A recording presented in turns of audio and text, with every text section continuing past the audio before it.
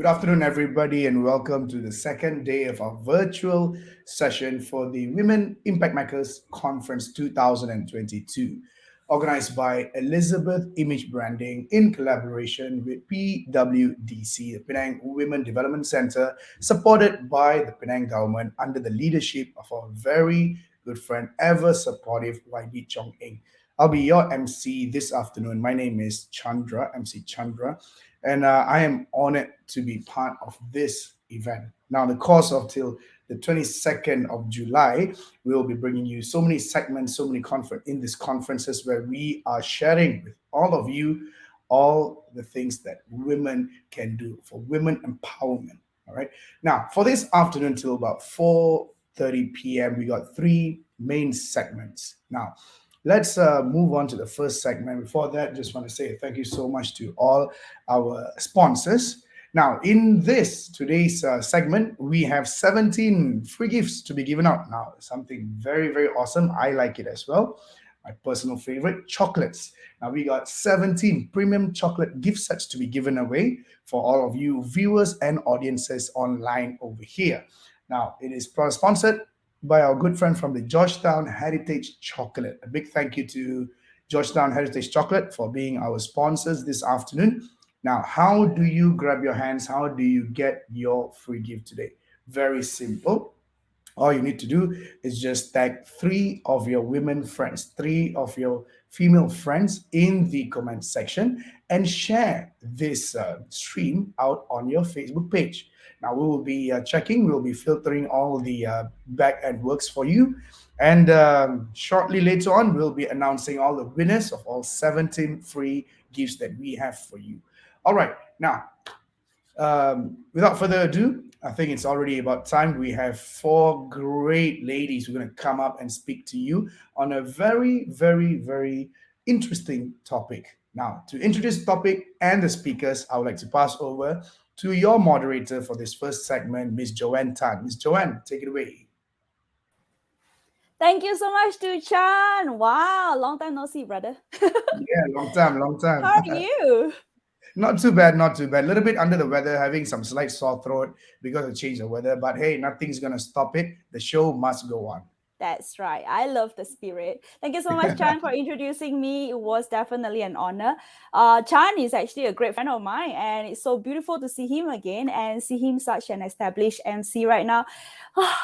Long time, we go way back. Okay, so those of you who are joining us right now live in FB, we really sincerely thank you so much from the bottom of our heart. Terima kasih for joining us. Today's session will be a very interesting session. I'm pretty sure you have catch up with us yesterday with two wonderful forums about featuring business women and entrepreneurs, and as well as the social organizations where you can actually join them if you are wishing to be a part of the community. So definitely a beautiful sharing by Elizabeth and also organized by Bharati yesterday. So today it will be a very fun thing to do. We will be talking to two different forums which will be displaying a different part of variety.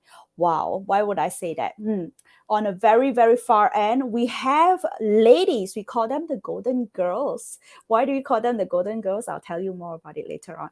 The Golden Girls sharings today at 2 p.m. and at 4 p.m. I'll be coming to you again, and this time we'll be talking to mummies, all the mothers. So if you are part of the mummy as well, like me, I have two beautiful kids. I call them monkeys, but yes, you feel free to join me, okay, at 4 p.m. later on. Now, without further ado, let's start today's session. I'm pretty sure all of you are excited. If you are part of the fans, which our panels are later on, I'll be sharing with you who they are shortly. And when I invite them onto the screen, if you are part of their fans, quickly share the information about this FB Live and quickly get as many fans to come and watch them as possible. Okay, so let me introduce to you part of my panelists over here today. I'm very honored to have four beautiful ladies to join me in the golden years. Yeah, the title of today's session is definitely something that is very interesting. We call this Life After 60. Wow. golden girls in their golden years, life after 60. So, what is it all about? It's about talking to all these beautiful golden girls, and they will definitely share more information about their life and experience for us youngsters to look up to learn, and of course, to know that, hey, you are not 60. Okay, now let me invite onto the screen right now to join me. First up, I would like to invite Baby Go. Those of you who don't know her, wow, you must not be in Penang. All right. So Baby Go has always been a known person. She actually owned her very own Bumi Teras resources in Jalan Berhad, and it's actually everywhere you go, you can see Baby Go cleaners on the van. Why? Because she owned that household name, and that household name has been established for more than 32 years. And she also currently owns Cleanions. Cleanions is actually a cleaning company where they hire part-time to help on a household cleaning. And these part-time that they hire are really mothers and those who need. So it's really empowering those who need at the same time. So that's Baby God.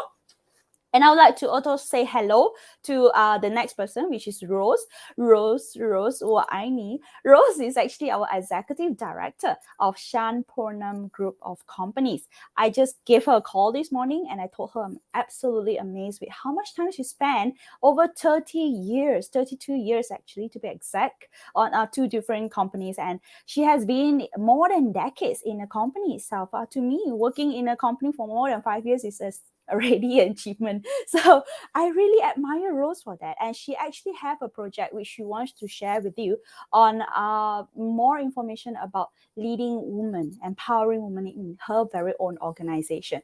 She also recently conferred as Pingat Kelakuan Terpuji, PKT, in 2018 by TYT Pulau Pinang. And definitely she's still very actively involved in championing better environment for the future. All right, that's Rose. And of course, we also have Dato Nancy as well. Dato Nancy is a beautiful young lady, I call her, young lady who actually graduated for Otago University Pharmacy School in New Zealand back in 1972. So if you were to calculate how old she is, I'm not going to tell you. She's ever 18. That's what she tell me. She's not going to tell me how old she is right now. Anyway, she has been appointed to sit on Sabah Women Advisory Council for Kota Kinabalu City Hall, Sabah Tourism Board, and Sabah Women Entrepreneurs and Professional Associations, as well as presidents and board of Institute of Development Studies, to name a few. There's a lot of things that she's actively involved even right now. So you can talk to her about this, more about her. And last but not least, I have Sukhveer Kaur. Sukhveer is a beautiful, what she call herself, a laugh guru. I wonder what is that? A laughter therapy guru. We'll be talking to her shortly. She's a motivational speaker. She's a life coach and also a laughter therapy guru, which she will be telling you more information on how to be happy, how to look things on a positive note. And of course, she's also a founder of Himat support group, which reaches out to people who needs, especially on counseling, on being mindful, especially these challenging times. So we definitely have a great row of speakers today, and I'm very, very glad to have them. So maybe without further ado, let us invite all our speakers onto the screen. I would really love to see them. Where are they? Where are they? Come on. Hi. Hi. See, Yeah. I mentioned I have beautiful ladies, right? Can you see how beautiful they are? Wow. You guys are rocking the silver hair. You're rocking the Yeah. silver hair. Now, before we start, maybe you want to get like a little introduction about yourself. And based on my question to you, remember I was asking how old are you officially and unofficially. So maybe you want to tell your audience how old are you officially and unofficially. And do you actually feel like you're over 60 right now? Maybe you can start with our baby girl. Maybe you're always there. Yeah. I don't feel my age actually. Yeah, no, that officially you say is I'm 68. But I never, I know I never, I'm still young at heart. I never feel that, no. Well, even though now I'm classified as under the senior citizen, getting some senior benefit, but then I'm always young at heart, forever young. Yeah, good. Thank you so much. Well, you tell me that you're 68, yes, but you are never older than any 16, right? Yeah. Okay, how about you, Rose? How old are you officially and unofficially? I'm actually going to turn 60 by September 7th. And I definitely do not feel 60 because um, I am very active. Okay. In fact, recently, Miss Bharati have invited me for a game of squash. And yes, I Ooh. played and I'm still craving for more.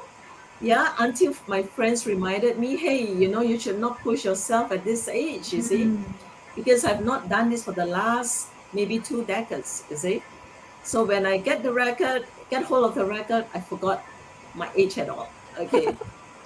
But it's Thank you, great. It's a great Rose. feeling. Yeah. Turning 60 is never a good excuse to stop active in sports, right? Yeah. Beautiful, beautiful. And how about you, Sudhir? Our Hi, love guru? okay. I'm 57 years younger, and Wow. unofficially, I'm Sweet 16 always. And Dato Nancy, Yeah. come on, Dato Nancy, I want to hear from you. I am 74 Yeah. and Wow. the oldest of the pack. Yeah. I am in the unofficial platform 47 and still counting. Life is Ah, so fabulous, and I really enjoy every moment of my life here, That's especially great. after 60s. So today That's is a great. special opportunity to share how exciting life can be after 60. So here my talk is called Halftime. Let's hear it and learn how I managed to enjoy my golden years. wonderful. She Wow. has very positive outlook. She terbalikkan her age. Oh, clever. I cannot terbalik. If I terbalik, I'll be 83. That's not fair. So thank you so much to all our panelists today. It's very, very beautiful to see all of you today. It's going to be a very casual sharing. What we want is we want all of you to share as much as possible your life story, your experience, and how do you actually empower people around you. If you have any projects about your organizations or the projects or community projects that you do, maybe you want to share to our audience, which is something that's very beautiful. And to our audience, if you have any question, you can see there's a comment box down here, and there's also bubbles coming up. If you can't see the bubbles, it's okay, I can see, because we want to see all those love, heart shape, and like. So if you're one of the fans from all of our panelists over here, please make sure you give them likes and love shape when they come onto the screen, okay? And if you have any question, don't feel shy, drop them over here at the comment section. Now let's get started. I know all of you are starting to rock right now, and I got a lot of information about you, but maybe you want to take it slowly, okay? Now, let's start something with a very, very slow one. Maybe you can share with me one thing that keep you going. I know Rose mentioned about going on sports right now. Maybe Rose, is sports something that keeps you going right now? Yes. First of all, I must say you must have a purpose in life, and that at this age, I guess the children would have grown up. You would have all the financial freedom. Okay, I think you should really do something for yourself. Yeah. Things that you have not been able to do because of your earlier commitments, and things that you have been um, um, not being able to spend, but now you have your financial means. Please go and pamper yourself. You deserve it. Yep. How about you, Dato Nancy? What keeps you going? Well, I think my love of people, I feel that I'm happiest when I can make others happy. So this is, I feel, the zest for life. I feel there's so much excitement. Of course, my love for God and His the meaning of life that He's given me has kept me going all these years. So yes, life is great, and it's going to be greater in time to come. Definitely, definitely. How about you, baby girl? I want to hear what about you. Do you believe that Yeah. life starts or ends after 60? Yeah. In fact, it's the beginning. To me, it's the beginning. You see, we should live life beautifully inside out. Yeah. And I'm here to advocate active aging with a healthy lifestyle. This is the best time that we have all the time to the world to pamper ourselves, learn to love ourselves more and treasure ourselves more. We have given our time. No, our parental Yes. commitment is over. So yeah, learn to love Yes. ourselves and live beautifully. Yes, yeah. Thank Yes. you. Yeah. Yeah. How about you, Sylvia? I would want to hear about you. For me, living actively is very important. Being a cancer survivor, and without a stomach, my biggest attraction in life is food. So, I deal with cancer survivors and also with mental health. And the biggest thing in life is joyfulness in whatever situation you may be. Because Mm. sometimes life you can see someone with you now, they may be younger, they may be older, and that may be your last visit with them. So make the best and be joyful always I think you in high believe that as one spirits. of your principle, right? Yes. That is one of your principle, right? Wow, wonderful. Thank you so much for sharing. When we talk about health, especially when it comes to that certain age, all of us believe that you have to really take care of your health instead of being active. Sometimes we are unable to do so. So when we are able to do so, definitely we must appreciate that.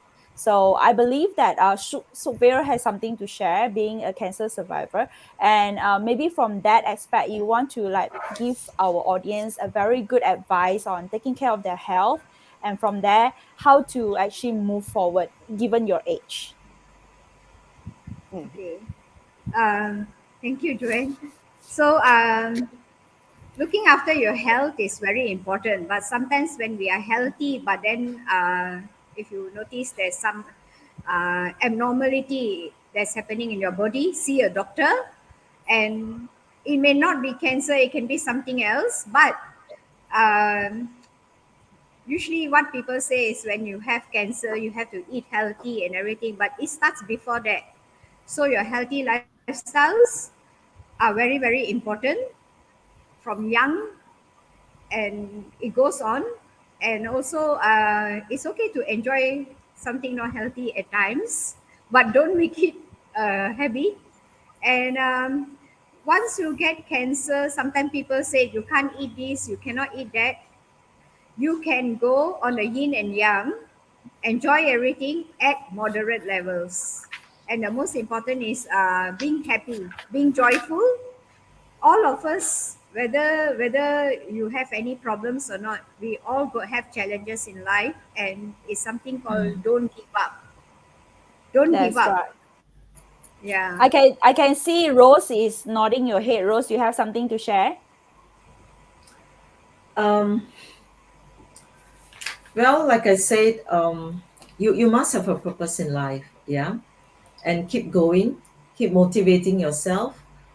Um, that is the reason why I feel that you need to be with people, so that you can share the joy with them, or you can probably be able to help them in their times of needs without us realizing it.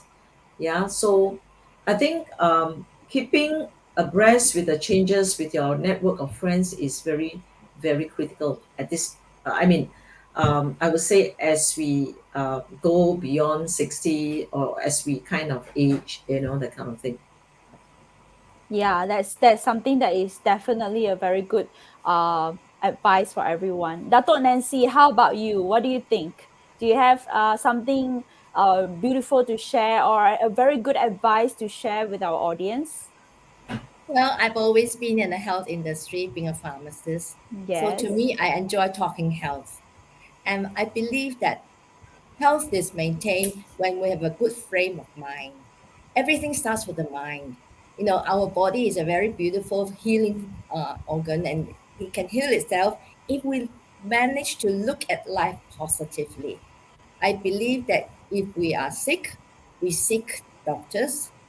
Nevertheless, the best way to get better and get well and to recover is to enjoy that inner peace and joy that we have to overcome everything. And of course, people make a difference. People around us, wanting us, needing us, that we feel useful, we can contribute. I think that is very powerful. Yeah. Yeah, because you are actually in the industry, and we understand that you want to share more information about the medical industry. What is one thing that you want to share with our audience in that case about health? Well, we have all been given a body that is perfect, so let's not abuse it in any way. We take care of it by having the right diet, having the right mental attitude towards life, and at the same time, gaining knowledge on what is the latest in maintaining health.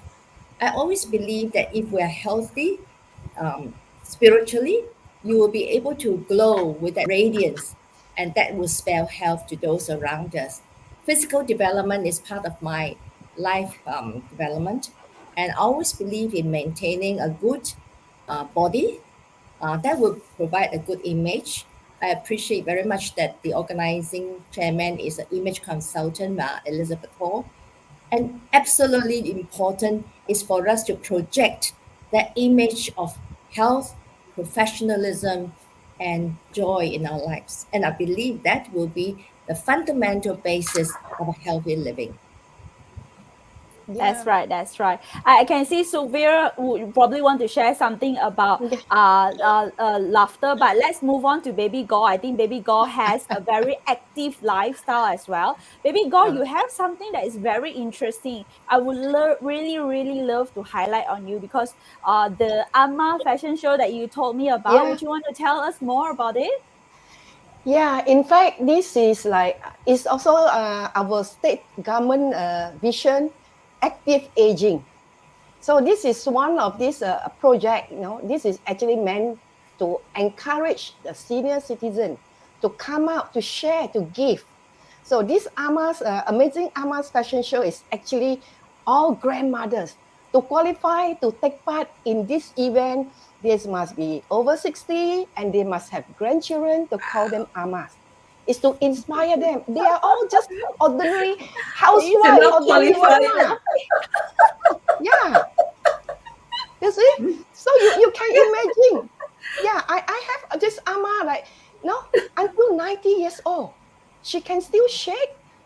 Wow. Yeah, I mean, in the sense that no doubt, it's fun, like training them how to do catwalk, posing Wow. and all that. You see? So you I think just our imagine. panelists doesn't know about this. Panelists, do Yeah. you know that Baby Gore actually organized an Amma fashion show? Maybe No. I'll get the admin to play a video and then everyone can Yeah. see. Sure. Yeah. Yes, Admin, that can would we be play great. the video and then everyone can see the Amma fashion show? Yeah, okay, great. Thank you. Yeah.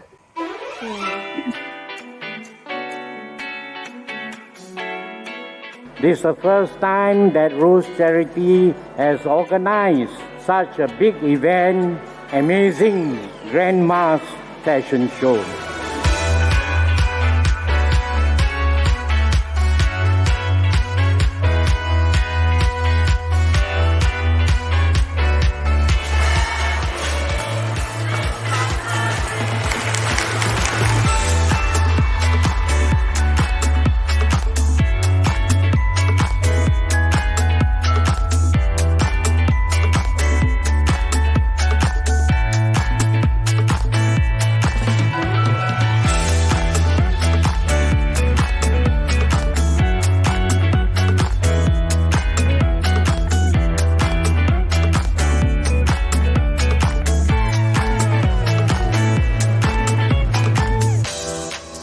Today is a memorable day. I would like to take this opportunity to wish all mommies and grandmas to live life beautifully.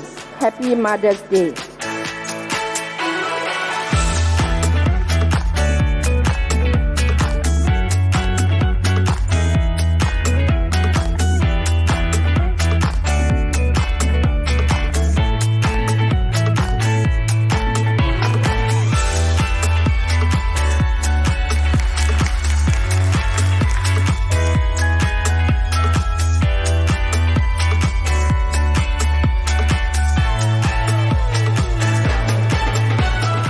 the amazing Amas Fashion Show. It is also an initiative to empower and inspire our senior citizens to showcase their talents while raising funds for the Orang Asli community in Great Perak.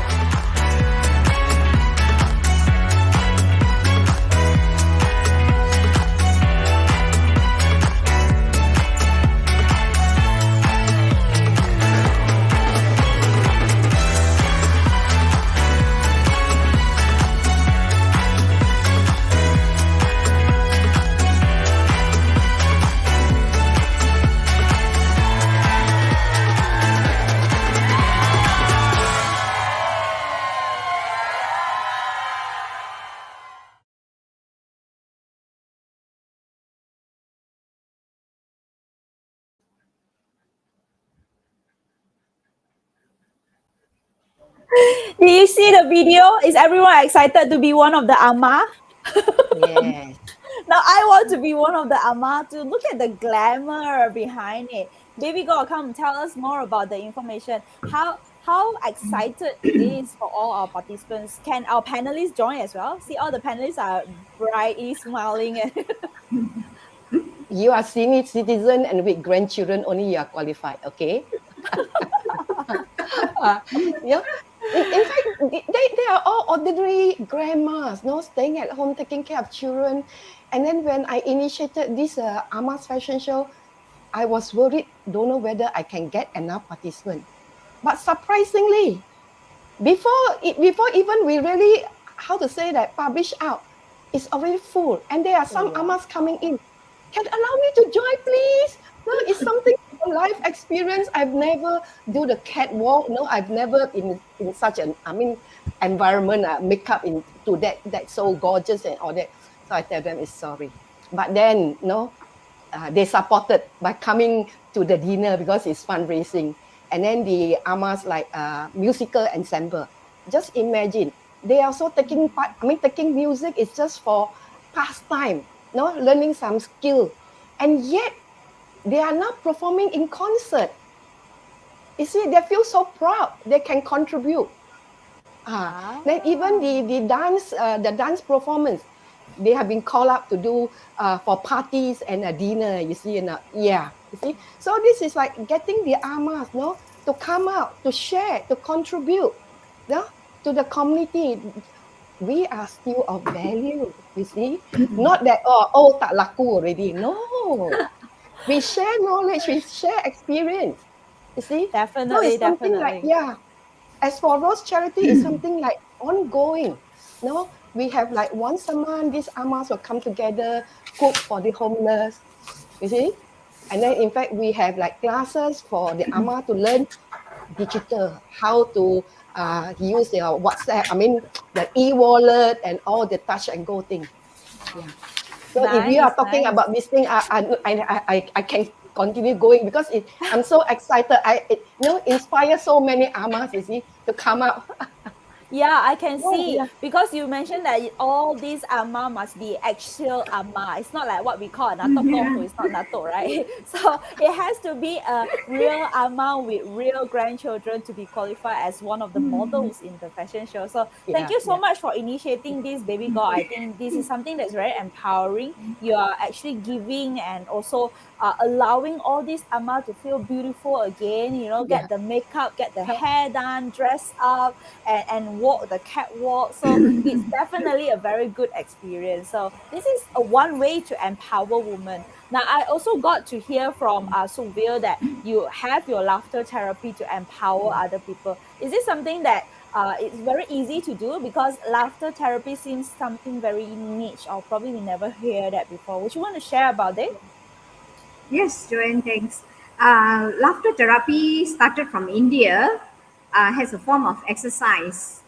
And in laughter therapy, we have 4 steps. One is the breathing exercise because many of us have forgotten to breathe. And when you see babies breathing, when babies breathe, they breathe from their abdomen, the navel, and they bring it. When they breathe out, they breathe out from your abdomen, and when you breathe in, you push the air into your abdomen. So if you notice that many of us have forgotten to breathe, And when you get anxiety or depression, sometimes you're just like asthmatic because we have forgotten deep breathing and then clapping of our hands. All our palms have got Veins, we have Nerves. nerves, is it? forgotten ways. Wires, wires, connectors. We have spots, acupuncture spots, you see. So when you clap, you are inhibiting blood supply to the brain, which makes you very alert. Mm. And we do laughter exercises. And when you do laughter exercises, you have a very important laughter. There is the belly laughter. So when you laugh from your belly, you can see your muscles moving. And laughter also is not only we laugh at a situation, because sometimes when I do laughter with patients who are coming to the end stage of their life, you're not laughing at their situation, but you are allowing some humor to lighten up um, the period around that area at that moment. The emotions are very high, so you lighten up that moment for the family. And you start with some mild jokes. And just to let you know, when I started to do laughter therapy, when I went to Johor to do it with the founder, I was already going through a loss and grief period. I lost my mom, and I really wanted to do this because I did tell her before she passed on that I really want to do. She said, if it's benefiting a lot of people and you're going to be happy with it, you do it. And when I came back, I actually became depressed because nothing, mommy is no more there. So when I came back and I spoke with my family, and at that time I decided, yes, I'm going to keep on doing laughter therapy no matter whatever situation in my life is. And I stood by that. After my mom passed on 8 months, my husband also was diagnosed with cancer. And I was very happy because I could make him laugh, not at his Beautiful. situation, but he was going through a tough phase. But I had to lighten up the environment for him, and that's what laughter actually do. It creates joyfulness in you. You can be in a very low mood, but then the spirit of joyfulness, that means high spirits, remain there, and it's very very helpful. That's Not right. That's only, right. yeah. So just laugh. Maybe we can you can share with us on how to laugh one day. All of us can get together and laugh. I think that would be something that's very fun to do. Thank you so much, Suville, for sharing Thank you. us one of the new therapy style. Yeah? Hardly we hear about laughter therapy. All the while we hear about yoga and all those activities that can make us healthy. But laughing is something that refresh the brain and give us more endorphin to make us more Yes. light throughout the day. Now, I understand that Dato Nancy also has something to share. Dato Nancy, you mentioned to me that you have a project that is very encouraging and empowering to community. So this is something huge. Would you want to share with us what is it about? Thank you, Joanne. I think for me, it's a series of projects because I've been involved in women organizations, in service organizations like in a Will, which is an international service body. Yes, we do small projects, nothing earth shattering, but we do it on a personal basis. We go to the kampongs and share. More importantly, I think it is the attitude towards what we do in the community. I have had a lot of experiences, and one of my huge experiences is to start and charter a company or an organization called Sabah Women Entrepreneurs and Professionals Association. Now, yesterday, we heard some very fantastic women organizations that are already instituted. But here in Sabah, we've got this body called SWIPA, and one of the reasons why I wanted to form this body is that I wanted women to be able to generate their own income. This is one way maybe to address domestic violence. The husbands will think twice before beating up a woman who can earn income. Why do you want to kill a goose? I mean, goose that can lay the golden eggs, so they say. So to That's me, it right. is very, very critical that we women can stand our own, be comfortable in our own skin, and to be able to share with others what drives us. And I think today we've got women Yeah. who really, really driven. We've got Baby Gore with her Hot Mamas project. I think this was fantastic. And we've also got a laughter expert sharing with us the adrenaline that flows when you laugh. I think all this is because we have that interest in life, keep that fire burning in us, that we are passionate, we're interested in what we do. Of course, I learned a lot in my young days by organizing NGOs. I was in the JCs, and that taught me a lot of very important leadership skills like effective speaking, effective listening, effective writing, and that stood me in very good stead in the from when I started life. Nevertheless, as I went on, I find that women are really, really fantastic, empowering the community. Why? Because I started off with this organization called JCs, and I was paranoid because I had to work with women. I was worried that it was going to be a very catty organization with women talking about each other. But I was absolutely wrong. I had the best time of my life among the JCs. It taught me so many wonderful things. And the network I built in Inner Will, in Sweepa, in organizations that have really enhanced me and added dimensions to my life. So keep going, women. There's a lot out there that we can learn and we can share, that we can build, that is for us to make the best use of it. So let it be a very exciting second half. Thank you. Thank you. That was something that is Dato' Nancy's sharing. To be frank, I'm actually a JC member as well. I heard a lot about you. I'm from JCI Tanjung Bunga. Shout out to JCI Tanjung Bunga for bringing an MC in me. You started off as a very young, don't know anything girl, and when you join organization like that, they pretty much train you and build you and mold you into a better person. And giving the exposure of network around you is definitely something that is very good and very healthy for a youngsters like that. So thank you so much for sharing, Dato' Nancy. We know that you have a video to share with us. Maybe the admin can actually share the video to show more about Dato' Nancy's initiative and the program. Yeah, basically, this video is a matter of encouraging. To encourage we women, we are all winners out there. Let us really go forth and win. Yeah, let's roll the video.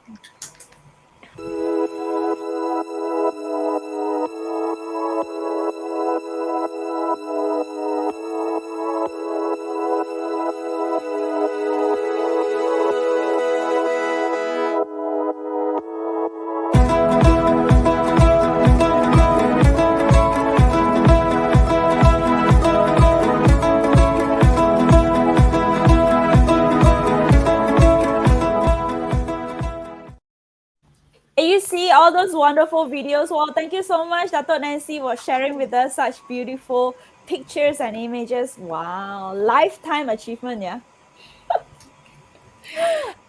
All because of people. Yeah, all because of people and all because your love for the people and love for empowering the community. Now let's move on to Rose. Rose actually have a story to share. She mentioned that she started off something very fun in her office. Now what she started and how she did it, Rose, I want to hear it straight from your mouth so that our audience can know that it's actually a true story, not Joanne posting it. So Okay. Maybe this is mine is more in the corporate world. Okay. In my younger days, I do not have really time. Unlike all the wonderful ladies out there who have been in the JCs, I heard so much about the JCs, but I don't really have the time to get into it. Okay. I wish I had the time. If I can turn back the clock. Yeah. Anyway, during the early 40s, when my daughter Natalie tends to get into fits, I educated my job in supply chain and started a company called Value Added Consultancy Services, as I thought I would have more time with my children. The objective is to kind of provide value added services for the small medium industries. That's my passion. Okay, to help the smaller group, because coming from a big corporate, I know what it means to be in the smaller companies. And it is during this time my current boss, Dr. Kumar, came into my life. It was a small company located in a small medium industries in Juru, where I shared the same office table with him and his nephew. And during my first visit to his office, my ex-colleague called me to join a very big corporate company as a logistic director. And without second thoughts, I said no, as I was really tired working in a corporate. Yeah. For those who know me, they tend to ask me, why this company? It's a small Indian company versus, joining a big multinational company. What more in the waste recycling company, which was then very much frowned upon industry. Today, after serving close to 2 decades, we are now trailblazing in this industry in Malaysia and maybe in this region. Yeah. Our turnover is close to 380 million with a workforce of over 650 personnel. And I'm really glad to be part of this transformation team. We are now actually looked upon as an integrated ESM, environmental sound management plant, protecting intellectual property rights, promoting closed loop supply chain, using green technology and innovation made possible through R&D. While Dato' Nancy talks so much about the health, um, for our industry, it's a little bit different, where we kind of manage the the waste, how we actually recycle them, taking care of the environment, which is very crucial. If it's not properly taken care of, that would cause an adverse impact on the environment. Now, today I'm actually still fully, and now I'm fully employed by Shampunam, and I believe that I have achieved my earlier plans of helping an SMI.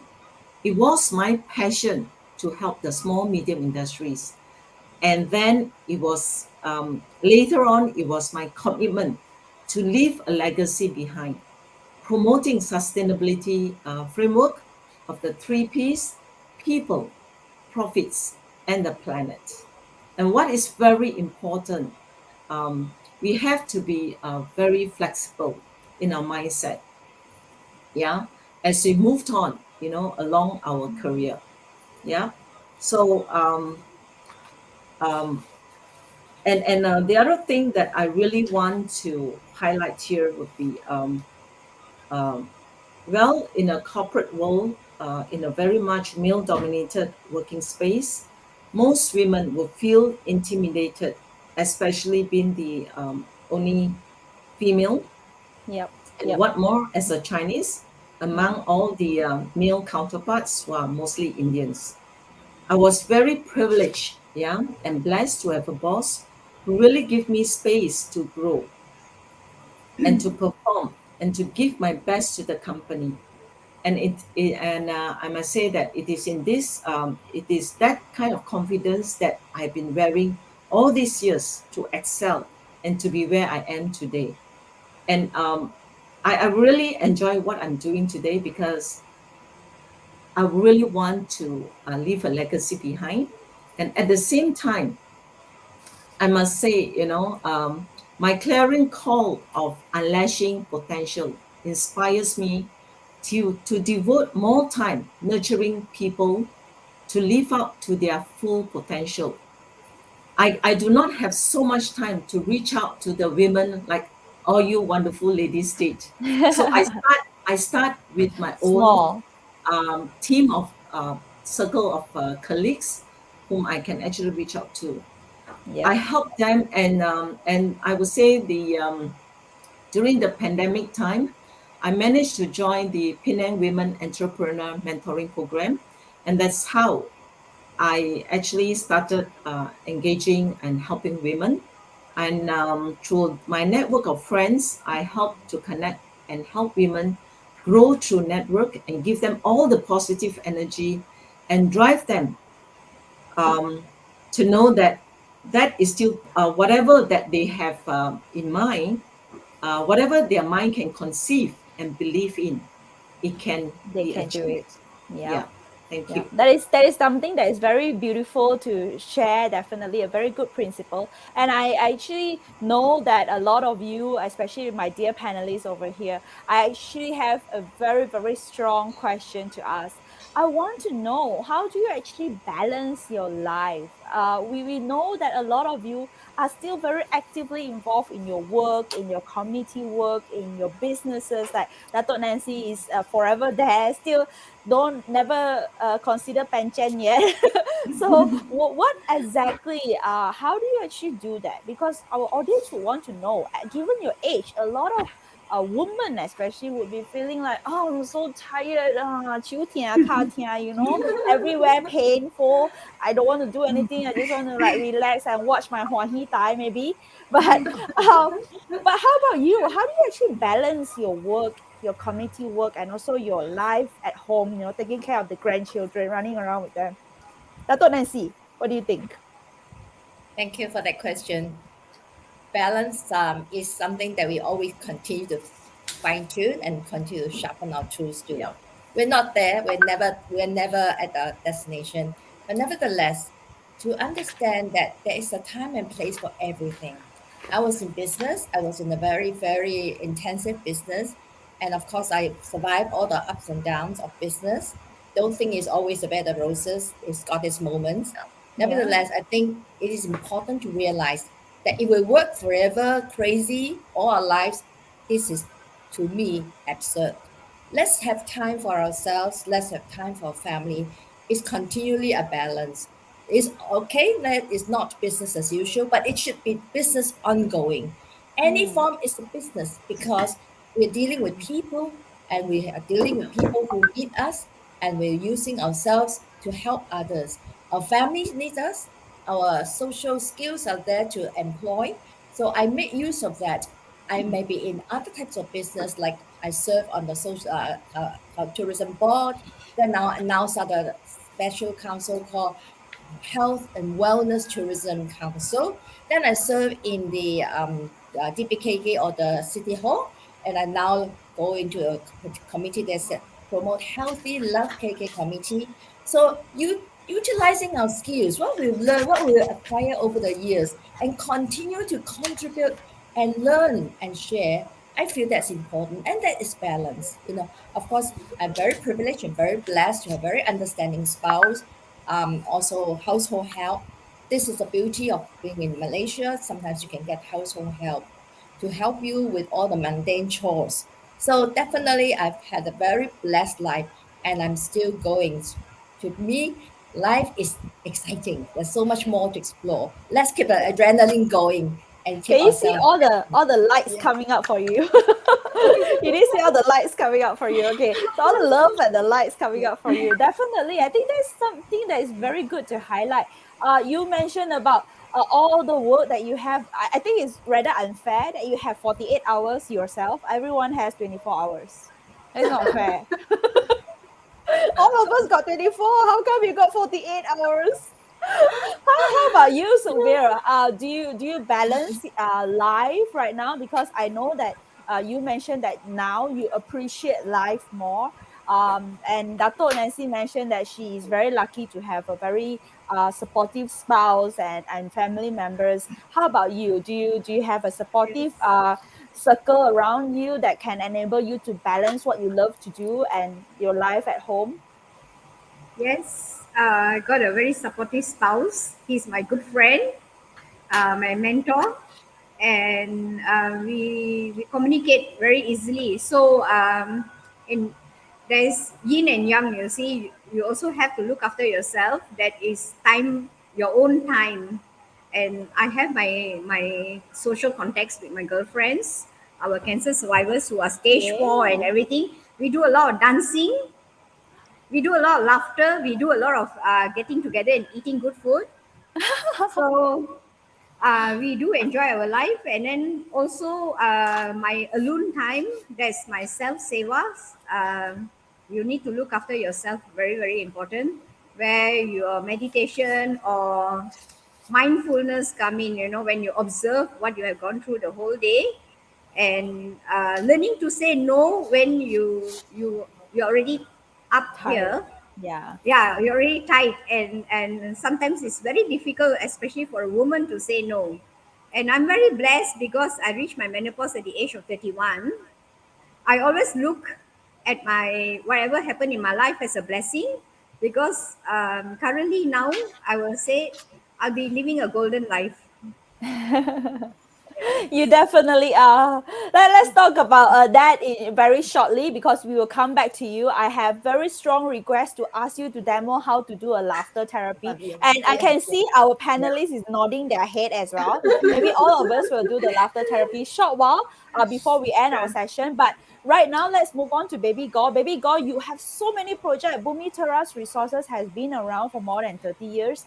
And it's amazing how you keep it up and how you are following the trend, and also at the same time helping the community, empower them and using the sorry, I rephrase, not using them, allowing them and employ them to be a part of your company in the part-time cleaning services. Baby Girl, maybe you want to yeah. tell our audience, how do you actually balance so much business? Do you have enough on your plate, or do you need extra plate and family plate? No, it actually during these 2 years of COVID, as you know, then I'm also short of hand. You know, the cleaners, they after finish contract they go back, but then we cannot bring in new. So this COVID 2 years, there's many of this, you know, just helping in the coffee shop, helping in the kitchen, serving, cleaning, you know, cutting. They all have no job. And what you expect them to do? They also need to live, you see. So that's why I come up with this senior service home provider.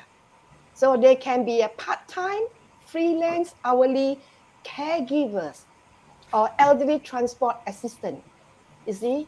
And in fact, during these 2 years, there are many elderly, you know, in the age of 80 plus, 90 plus, you know, they need somebody like, you know, to care for them a few hours, like, especially when women dementia, the husband cannot help. So That's if the right. husband is dementia, the wife can help, right? So there are people calling me, you know, there I need somebody to clean up my wife, to feed her, to change her, you know, and all these things. So this idea came out. You know, why don't I fully utilize our, you know, we have B40 group, we have single mom, we have abused women. So this is the job that they can do part-time and earn some extra, empower them, leverage their life, the living standard. You see? So even I have the elderly transport assistant, you know, accompany the Ah, elderly for morning walk, go marketing, take them for breakfast. Yeah, wow. this That's is good. what yeah. And then it's like how to say a hospital appointment. It might take you like 4 hours or 5 hours. Your children have no time, cannot take time off. So you get these ladies to Yeah. accompany you to hospital. No, wait for you, send you home safely. Yeah. Then the caregivers like, no, you have no time to take care of your elderly at home. So they can be like a companionship. So this Nice. empowering the B40 group. So this is how now I'm, you know, helping them, getting them, supporting them. And the normal grandmothers, encourage them to come out. No, because through our life, like the Chinese say, once you reach your 60s, you already complete a life cycle. So the ups and downs, through the knowledge you gain. Why don't you come out and serve? Yep. I am in the Home Mental Health Association. So Nice. I need how to say, like, we have care line. No, we need volunteers. And we Nice. are at the age of grandmothers, you know, people will feel more comfortable to talk to us, right? They feel Yep. more comfortable. Now the trust is there. They can share their problem with us. So why don't we come up, no, to give them a supporting shoulder, a ear to listen to? So these are the things that, no, to me every day is like, I don't say it's firefighting. It's every day. It's a new day. It's a different day. We just Yep. keep going, moving Yep. forward to help the Yep. community. Yeah. Wonderful. Okay. I Thank you. think before we wrap up, I actually Mm, have another 5 more minutes to go. I think that's beautiful to hear yeah. from Baby Gore. Mm. Such an active young girl. I cannot believe how young you are. I want to be like you when I grow Yeah. up. Seriously. To have a company of your own, and at the same time still have time to manage supporting groups like that. And I can definitely assure you, ladies and gentlemen, those of you who are watching, it's truly unfair that all these ladies They have 48 hours and we only got 24. So yeah, so sad. God is unfair. So maybe we want to wrap it up to in line with our program, Women Impact Makers Conference 2022. I believe all of you are invited as our panels for a reason, because you are definitely an impact maker yourself. Maybe before we end, all of you can maybe share with our audience one thing that you would want our audience to do. Maybe challenge our audience to be like you, inspired by you, maybe something that you have done and you want the audience to do similar, like something that you have done, and then impact the community around them. Let's get started. Maybe we can get Rose to kickstart this session. Rose, come on, short one. Well, be flexible, show gratitude, and go out and give all you can. Don't expect any return. Go out and give all you can. And I can tell you, slowly things will trickle in. Yeah, blessings will trickle in. Thank you. That's the main ingredient. Yeah, be flexible and don't expect anything in return. Oh, Yes. wow. Okay. Now, how about you, Suvir? For me, the biggest mantra is gratitude, joyfulness, compassion. Don't forget to breathe, because every True. breath is very important in life.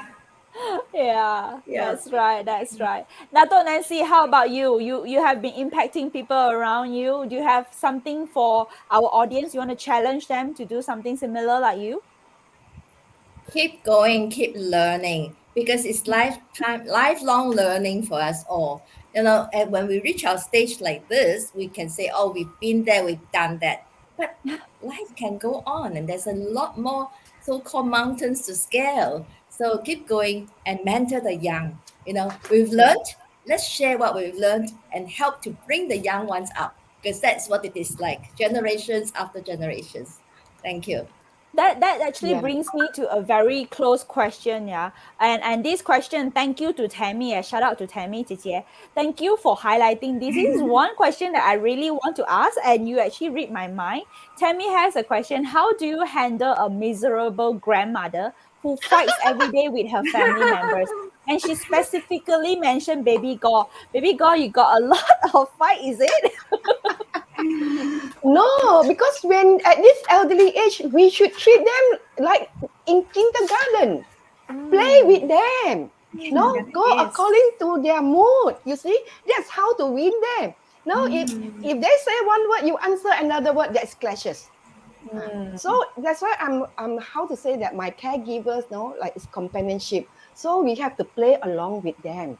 No, so in order to keep this lady, I mean this elderly, like happy in a mood, and that's why I encourage play cards with them, gamble, drawing, coloring, yes, reading storybook.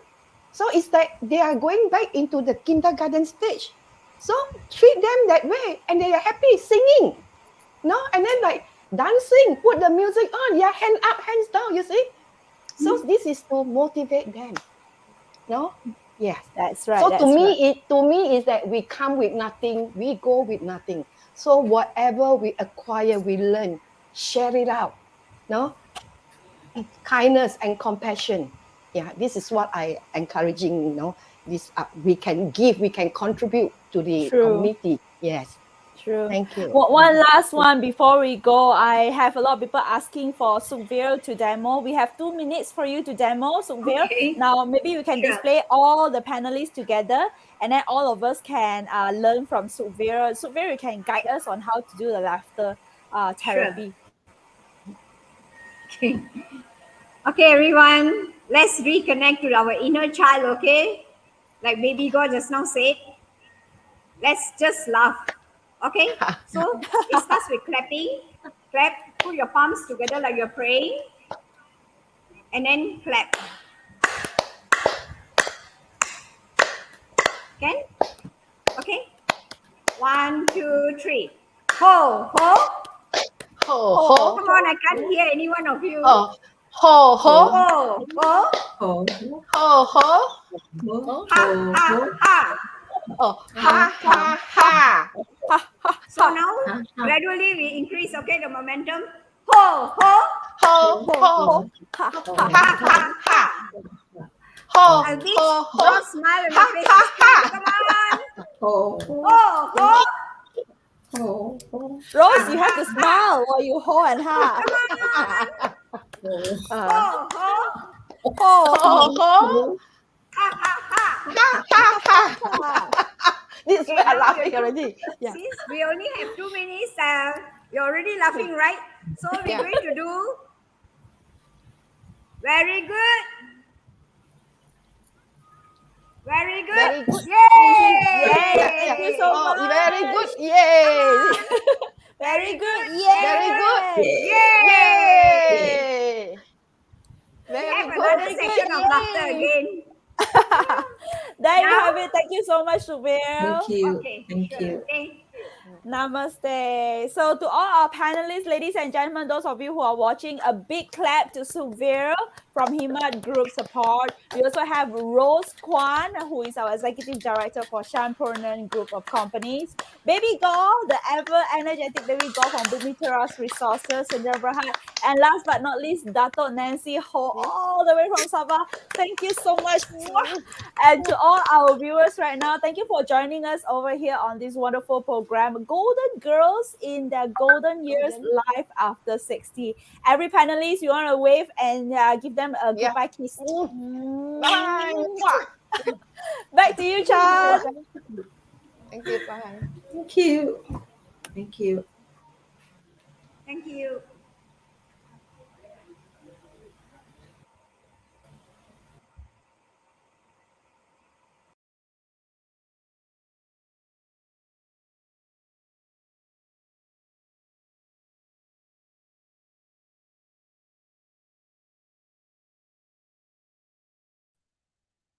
Hi, Chan. All right, we had a very wonderful session just now. I hope you hear them. You need to unmute yourself, dear.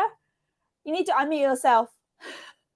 I think Chan is overexcited. So those of you who are watching right now, I'm going to pass the stage back to Chan, where Chan will be announcing the winners for our lucky session today. Chan is having a little bit of internet connection problem, maybe a bit of lagging. We'll just come back to him shortly. Those of you who watched out for the forum just now, I hope you learned a lot. Thank you so much for all the love and thank you so much for all the likes that we received. If you would like to keep in touch with our speakers, like Baby Gaul, like Rose, like Dato Nancy, and even Sukville, please be in touch with them because they will be available for you to talk to them, network to them in our conference. So what you have to do is just to scan on the QR code you can see on top of Chan's face right now. Scan on the QR code and register right now to get a very, very good discount worth 188 ringgit. Chan, you're good to go? Yes, All I am. right, so I'm handing over to you, brother. Thank you so much, Joanne. All right, that was it. It was a great session. We got more to go. But before that, now Women Impact Makers Conference 2022 is not only an online or virtual streaming event, but we are going physical as well. Date on the 19th of July 2022, we will be at the Royal Chulan Hotel, Penang. Now, we have limited seats and tables available right now. A lot of tables have been sold out. We got some final few seats to be sold to you audiences, lovely audiences. Now, if you know anyone who will be interested to join, what about you buy them a seat? Or maybe yourself, you like to take part and be with us in the physical conference that will be happening. We have a lot of exciting activities throughout the day. It starts from 10 a.m. all the way down to 5 p.m. Now we have, as I mentioned, limited seats available right now. The last few seats are going to sell out. Normal price at 388 ringgit, but right now we are going to sell it at 188 ringgit, only a 200 ringgit price cut. So if you are interested into joining us for the physical conference on the 19th of July, 10 a.m. to 5 p.m., inclusive or refreshments, lunch, and meals. All you need to do is just scan right now the QR code that you can see on your screen right now. Is just beside my face. You can actually scan the QR code right now and register yourself for the Women Impact Makers Conference 2022. Now, Impact Makers is so different from inspiring. Okay, you instead to get inspired, you need to create an impact. And all the women, all the ladies who are involved in this conference are impact makers. They are the game players in the industry. Listening from them is a great pleasure, and you get to learn a lot from them. So once again, limited final few seats are available right now. We want to just sell it off just to get all of y'all involved. So normal price 388 ringgit, now going for 188 ringgit only. Scan the QR code, secure yourself a seat during our physical conference. Also, there'll be a lot of booths available on that day with our partners and our sponsors, so you can check them out as well. Okay, right now, I believe we have about 4 to 5 winners in our first session today. So we would like to give out the prizes to our lucky viewers from home or from office or from wherever you are. Okay, you are winning yourself premium chocolate gift set from the Georgetown Heritage Chocolate. Big thank you to Georgetown Heritage Chocolate for sponsoring the prizes during this session this afternoon. Let's read out the name of our lucky winners. First up, MD Daniel Philip Abdullah. Congratulations to you. You have tagged 3 people in your comment section and shared it. We have congratulations. Enjoy the chocolates. We have Siu Lian Pang. Siu Lian Pang, congratulations to you too. You also included the hashtag WIMC 2022. That is our main hashtag during our event. Moving on, we got Shireen Rose. Congratulations to you, Shireen Rose. You have tagged 3 friends, 3 women friends, and also the hashtag WIMC 2022 and hashtag WIMC. We have CK Tan. CK Tan, congratulations to you too. And last but not least, for this session, just for this session, our final winner, Debbie Lim. Congratulations to you. All right. So to all of you guys, congratulations. Enjoy Georgetown Heritage Chocolate, the very exclusive premium chocolate gift set. And I would like to see people scanning over the QR code. I want to see more people taking part in the final few seats that we have for you during our WIMC Women Impact Makers Conference that is happening at Royal Chulan Penang on the 19th of July, 10 a.m. to 5 p.m. Just clear your date and join us. Refreshments, meals are included to your ticket. Okay, so now moving on, ladies and gentlemen, this is going to be our next segment. In our next segment, this is going to be a one-to-one segment with a very I would say interesting person, a fun person, and a person from who I can say I share the industry as well, a Malaysian songwriter and singer and artist. So to moderate this, I would like to pass over to my big boss of the WIMC 2022, our organizing chairperson, as the moderator to introduce our next panelist as well. So to all viewers, please help me welcome. I'm going to pass it over to the ever lovely and hardworking Miss Elizabeth Hall from Elizabeth Image Branding. Take it away. Thank you, Chan. No lah, no big boss, no big boss. Equally hard worker as all of the committee members and the working team. Yeah. So yeah, once again, my heart is just overflow with joy for the whole committee members and also those working behind the scene to make this day. Day 1 was a great success, and today we are on day 2 already. So I'm just so happy, so happy.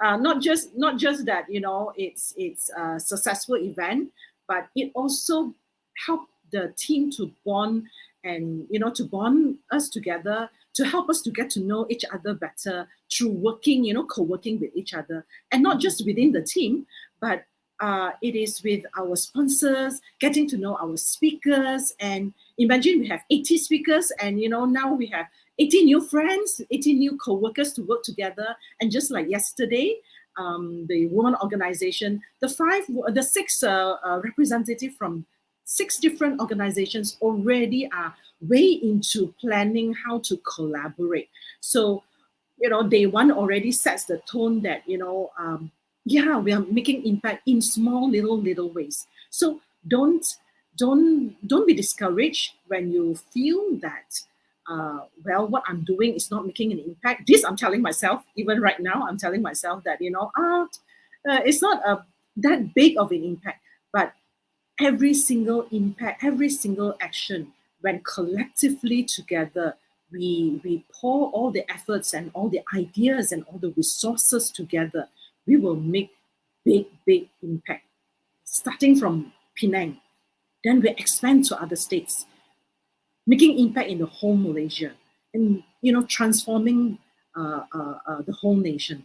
So this is really coming from my heart, right?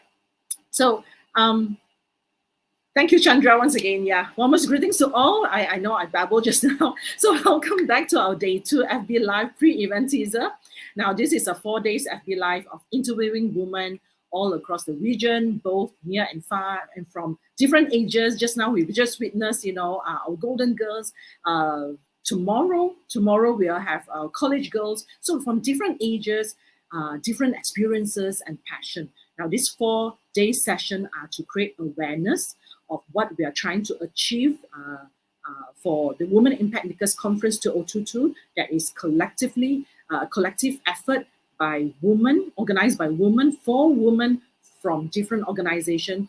Basically, led by myself and also Miss Millie Go, the conference secretariat, and Miss Bharati Suresh Chan, the speaker support and sponsorship, and in collaboration with Penang Women's Development Corporation, CEO Madam Ong Bi Ling, and supported by Penang State Government under the guidance and leadership of our YB Chong Ing. So yesterday we have seen interviews, chit-chat sessions with different women, and today we have another whole day of exciting event, program lineup for you. Now, sometimes I wonder, after yesterday, I was like, wow, this is no joke. This is no joke. Every committee members really have to be all on their toes for, last minute, cannot log in or log out, accidentally log out, connection is not good. I couldn't get my backdrop on, so a lot of SOS matters to address. And at the end of yesterday, we took a relief, a sigh of relief for day one, that day one is completed. And I sometimes wonder, where did we get all those resilience and strength from? Yeah, I'm sure my team at the back, nodding their head. Now, talking about resilience, I have with me another special guest that has shown much resilience, persistence, and focus in her passion. I've known this special guest speaker for many years. We have co-worked together, sharing the same stage as well. I'm not singing, just sharing. I'm not a singer. But, over the years, I've seen her work, and I truly admire, her path, her journey. Well, you can call it, a career for her or passion, but to me, her passion is her career.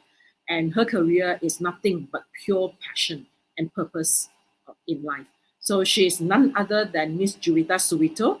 Let me read her impressive CV before I bring her up. Juwita is a singer, songwriter, vocal coach, and a very much sought after performer. She weaves her words and music to form beautiful tapestry of stories that tug onto the heartstrings of her listeners, and lends her voice to songs with a sweet honesty that is packed with confidence.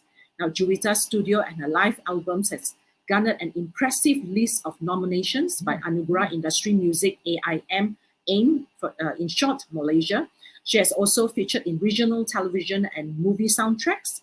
Her hit singles such as Belle of the Ball, I've heard that, I Googled that, okay, and have international airplay, while some of her earlier records have had release in compilation albums featuring renowned international artists like Eva Cassidy and Ame.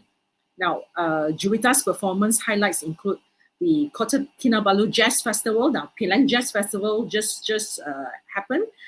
So she was featured in Kota Kinabalu Jazz Festival 2012 and 2016, and MPO Happy Hour concert at Dewan Philharmonic Petronas, Kuala Lumpur 2013, David Foster and Friends in Kuala Lumpur 2014, TEDx KL 2015, and AIM 22 Live Extravaganza at Hard Rock Cafe, Kuala Lumpur 2016. And many more. The list just goes on and on. So without much ado, let us welcome Juwita Suwito, a very good friend of mine. Hello, Elizabeth. It's so good to be here. I'm so excited. Yeah, Juwita, we have been talking and planning on this project for this conference like moons ago, right? Moons ago. And now it's finally here. I'm excited to meet you Hang on, again. I can't hear you anymore. Just give me a minute. Something is the matter. Can you hear me? I could hear just now.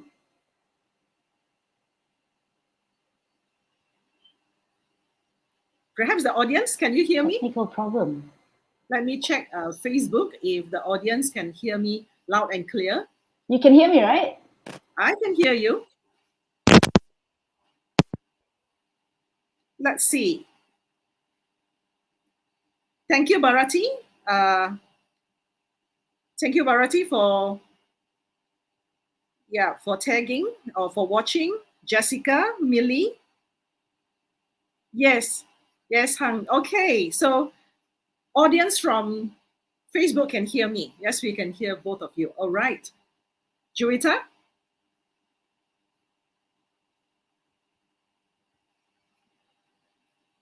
All right, I think there's some technical issue now. I can't hear you, Juwita. Never mind. So, all right, let me address the audience from Facebook. Remember, during this segment, we have another two special gifts to be given away from Georgetown Heritage Chocolate. Now, the owner of the founder or the CEO of Georgetown Heritage Chocolate is also one of our Penang State Government PWEMP, Penang Women Entrepreneurs Mentoring Program graduates. So Farhana Sharif. So we want to thank Farhana for your kindness in sponsoring today's program from 2 p.m. program segment until tonight, 8:30 to 9:30. So audience out there, you must grab her chocolate. It's really, one of a kind. We have tourists, visitors from all over the world coming to Penang, visiting her chocolate factory, really a chocolate factory, but not really Wonka, okay? Farhana Sharif Chocolate Factory. All right, so if any of you, visiting Penang for the first time for your holiday, please do not miss out Georgetown Heritage chocolate in town, in Georgetown, right? So they have some activities for the children as well, making your own chocolate and stuff like that. Okay. Hello, Winnie Fu. Thank you, all these amazing ladies joining me on Facebook. But it seems like I'm the only one. All right. So perhaps let me share a little bit. I have a long list of questions for Juwita, but now I'm kind of like shock scenery entertaining myself. Well, I like it. So, yes, how WIMC started. I remember there was this time when I received a call. I think YB Chong Ing's PA received a call from a text actually and said, YB Chong Ing would love to meet up. So very excited, I went on the date that was given to me, the time that was given to me. It's like being summoned, and had a wonderful discussion with YB Chong Ing. And during, that 1 hour kind of like brainstorming how we can make, bigger impact among the entrepreneurs in Penang, and, among the corporate women, women in the corporate, in the corporate career, those working, how can they, even with their packed schedule at work, still make an impact? So, one thing led to another, and this WIMC came about.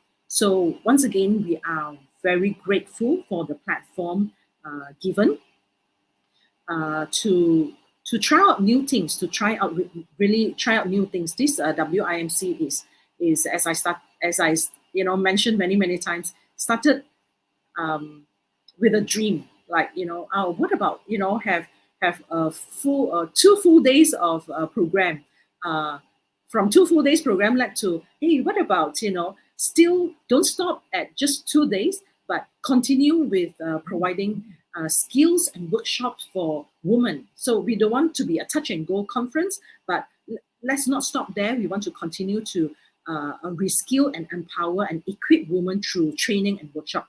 So then it become, okay, 4 days. And then from 4 days, it led to, hey, why don't we do a FB Live to create some, excitement before the event? And then it came this, it birthed this 4 days pre-event teaser on FB Live that's happening right now. So from 2 days to 4 days to a total of 8 days. And it is no joke, I can say. It is really no joke. Some of us plan until we want to cry. Couldn't sleep, I for many months couldn't sleep. I was like, whether it's going to be successful. Women have this tendency that they know that they can do something, but then when they are actually doing it, then they become they doubt themselves, and then many women just back off from that and say that maybe not, maybe this dream is too big, maybe this is not practical enough, or perhaps from comments from people, and then you back off and then you say, okay, I call it a quit. You see, this this is something that we need to address and trust ourselves, believe in ourselves. I mean, we are taught to believe in other people, to believe in our team, but how often we actually pause and say, look, I want to believe in myself. So that is what WIMC is all about. I think not just myself, my committee members, Millie and Bharati as well. At one point, we were like, I think this is a too big of a project, but because of working together, we kept each other on our toes and say, let's not give up. So I think not just having a dream, but having a team is also important. All right, is Juwita back? I saw from Facebook, Juwita is watching. Juwita, don't watch me on Facebook. Get back here on I'm stream. back. I'm back. I'm back. I'm back. When I was planning with you on this for this Facebook Live, we said light and easy. So it becomes really like talking to myself.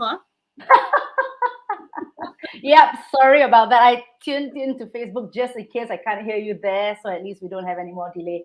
But yes, we're all good now. Backup plan. Tak payah lagi. Backup plan. All right. Sorry about that. Sorry about that. Yeah. No problem. All right, Juwita. Yes. Now, we know that you're a singer, a songwriter. You travel to places for concert and performances. Now, tell us two things. Tell us two things that not many people know about you. Wow. Okay. What two things that people do not know about me? Okay, number one, this is a new discovery, right? I like fruits that have yellow-colored flesh. You like what? Fruits that have yellow-colored flesh. Mango. So I just discovered this, when I opened the fridge and I saw nangka, I saw mango. I'm like, all my favorite fruits are yellow. Durian, pineapple, yes. All local and all yellow. Okay, that's one. Yeah, the second thing is I think people don't realize that I'm actually an introvert. Because I'm always on stage and a lot on the public front, and people tend to think that I am an extrovert perhaps, but I'm actually an introvert. Mm-hmm. Yeah. You don't seem like an introvert to me. There you go.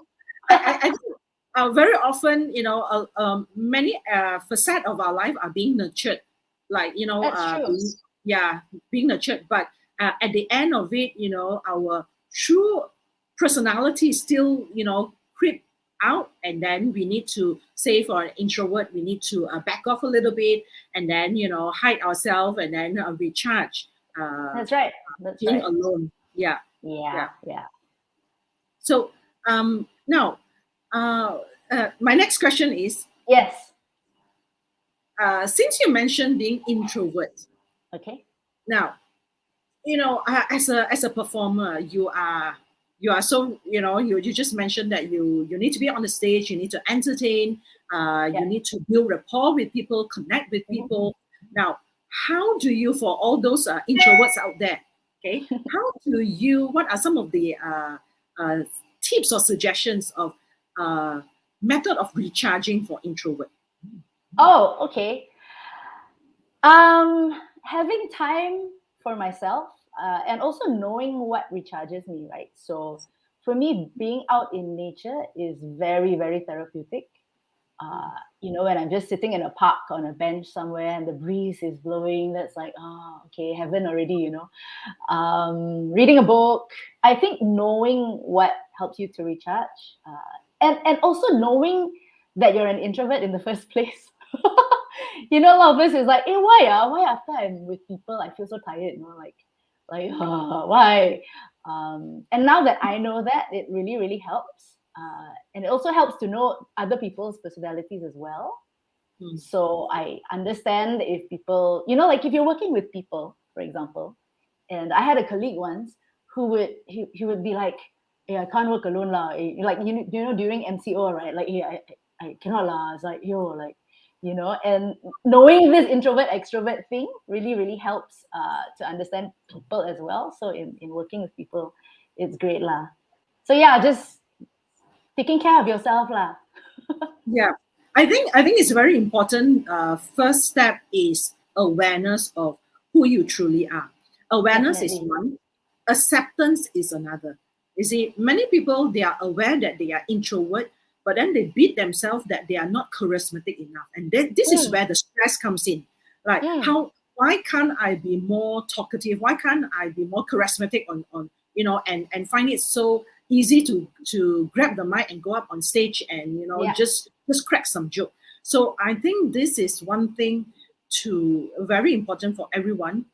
Be aware of your own identity, your own personality, how God created you to be.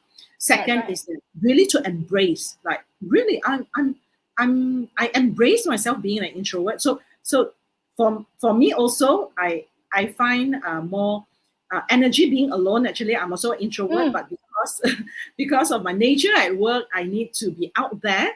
So Exactly. every time before a training, before speaking engagement, I'll make sure that I have the whole day before that recharge being at home, and not meet anyone. The next day, okay, I can go up on stage, but after that whole session, I'll go back and say that please don't talk to me, please don't look for me at least 2 days, and then I'll come back out. So I think this is Exactly. very important. Yeah. Yes. Very important. So now my next question is that we are, in the during the pandemic, Yeah. we are all aware that the pandemic has affected so many industry, in particular to service line, and of course in your line, entertainment industry. Tell us, how did you manage during those difficult times? Okay, I have to admit that I was very blessed in a sense that, firstly, being an introvert really helped because it was enforced downtime in a sense. But I have to admit that it was also challenging. So it wasn't like, happy all the way, especially when we needed to do things like what we're doing now from home. I am not a tech person. I am okay with it, when aunties and uncles, well, mostly aunties, ask like, "Hey, can you help me fix my WhatsApp? I can't find this or I can't find that." I can help them out, So I'm level okay. But when it comes to things like lighting or technical things, I tend to stress out a little bit, or setting up the room. I'm not very good with with interior decoration. So when it came to suddenly your stage is your home, that freaked me out a lot. Having to record, previously when I had to perform, singing the song wasn't so much of an issue. It was, what do I wear, So now that I know Elizabeth, I can call her up sometimes and get help, but at home, it was like, oh, where do I do this? How do I set the place up? Because at that time, the green screens weren't so changgay like today, Today, like most of the apps, the green screens, like, okay, you can just cover up. But when we first started out, it was like, oh my gosh, my house not bright enough. It was that kind of stress for me. Work-wise, thank God, I pivoted into teaching online, and so there was a stream of income coming in. I'm really thankful for that. And it was almost like a setup before that, because prior to that, I wasn't teaching much. But the year before, I started teaching because I had converted one of my rooms to do, one-on-one classes. And somehow I got into the hang of it. And I was like, hey, I actually enjoy doing this. So when people were so free, and they said, hey, can I do one-on-one classes with you? It was that really took me through financially lah. So is it easy? Is it easy to teach vocal class online? Because like even right now, I may not hear exactly the real tone. So how do you find, what is your take on that? Yeah, so there are definitely a lot of challenges. The main one being the time lag, tone and sound, give and take lah, can kind of give and take, but mainly it was the time lag, because when people had issues with timing, you can't sing along because there would always be a lag, right? But that was cool because we learned how to be more creative, so if you can't keep, if I can't count with you, then maybe get the other person to have a metronome going and count together, that kind of thing. Teaching them how to use a metronome. So it's not so reliant on being there in person lah. So it was interesting. A lot of learning experiences during MCO. I think whatever industry we are in, pivot, being able to be flexible and able to pivot to new technology and also techniques in how we run our business is very important during the period of pandemic. Of course, right now, things are more relaxed and reopened back. But even so, I realized that many companies and organizations, especially more on the entrepreneurship, they prefer to keep it back. No need to get the office. Find another place to rent the office again. We can survive operating from home. I think this is very giving options. Giving options whether we want to do it face to face or online. Now, that's right. I just thought of this. Okay, this question may be a little bit biased. I hope I'm not. Now, there's a notion that many people comment or say musicians, entertainers, actresses, they are very temperamental. Okay. Okay. That's very emotional So what is your take on that? Right.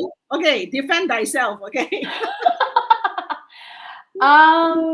Temperamental. Okay, it is true that there are quite a few artistic people who are temperamental.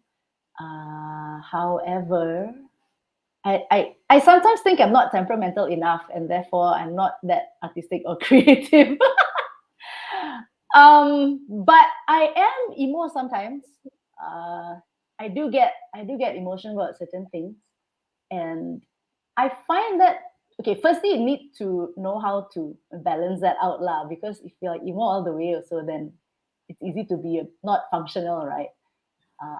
So it's like, for me, it's having balance. Doing the artistic things, and being involved in community, in lives, helps to balance it out for me. And the other thing I think when I'm really, really emo is I try to channel that into something that is creative. So instead of, the creativity contributing to emo-ness, I try to make it the other way around, So when I'm feeling emo, like the song that you mentioned, Belle of the Ball, came out of an extremely emo episode in my life. I was like, oh my gosh, so upset about something. And I thought, hey, all this energy, I must use it, I must put it to good use, and I need to, write a song or write a poem out of it. I need to put all this energy to good use because I was like really, really fuming mad. If you hear the song, you don't think I'm angry, right? But yeah, I was. No. Came out of a very, very angry place. Wow. So actually, yeah, songwriters do need all this emotion to come up with words and the basically the whole piece lah, the whole masterpiece lah. some. Okay, so singer-songwriters, I would say yes, because we write out of, it's like our journal. Our writing is our journal, right? And it's coming out of that place. But there are songwriters who I call career songwriters. They're writing every day, and you really don't have that much of emotions going on every day. They just sit down as a matter of not habit but discipline. Like, okay, I'm going to work. I'm going to sit down and come up with something. I'm going to write something, whether it's good or bad, it doesn't matter. So I think those ones don't require so much emo-ness, but it's more of crafting a piece like, oh, let's write about that, and I've tried that as well. But I have to say my best pieces have come out of a very emo place lah.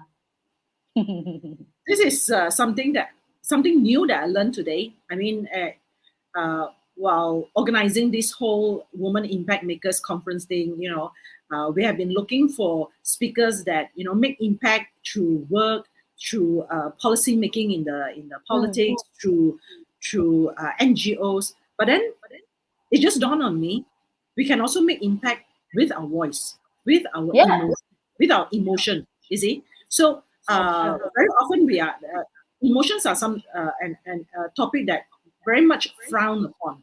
Like, oh, don't be so emo lah, don't be so emo. But seriously, what if we can, like what Julita said, we can actually channel our emotion, that that intense emotion into into making something out of it, like writing a song that actually changed life, or from the emotion, you can actually campaign for a cause. So I think with our emotion, we can also make impact.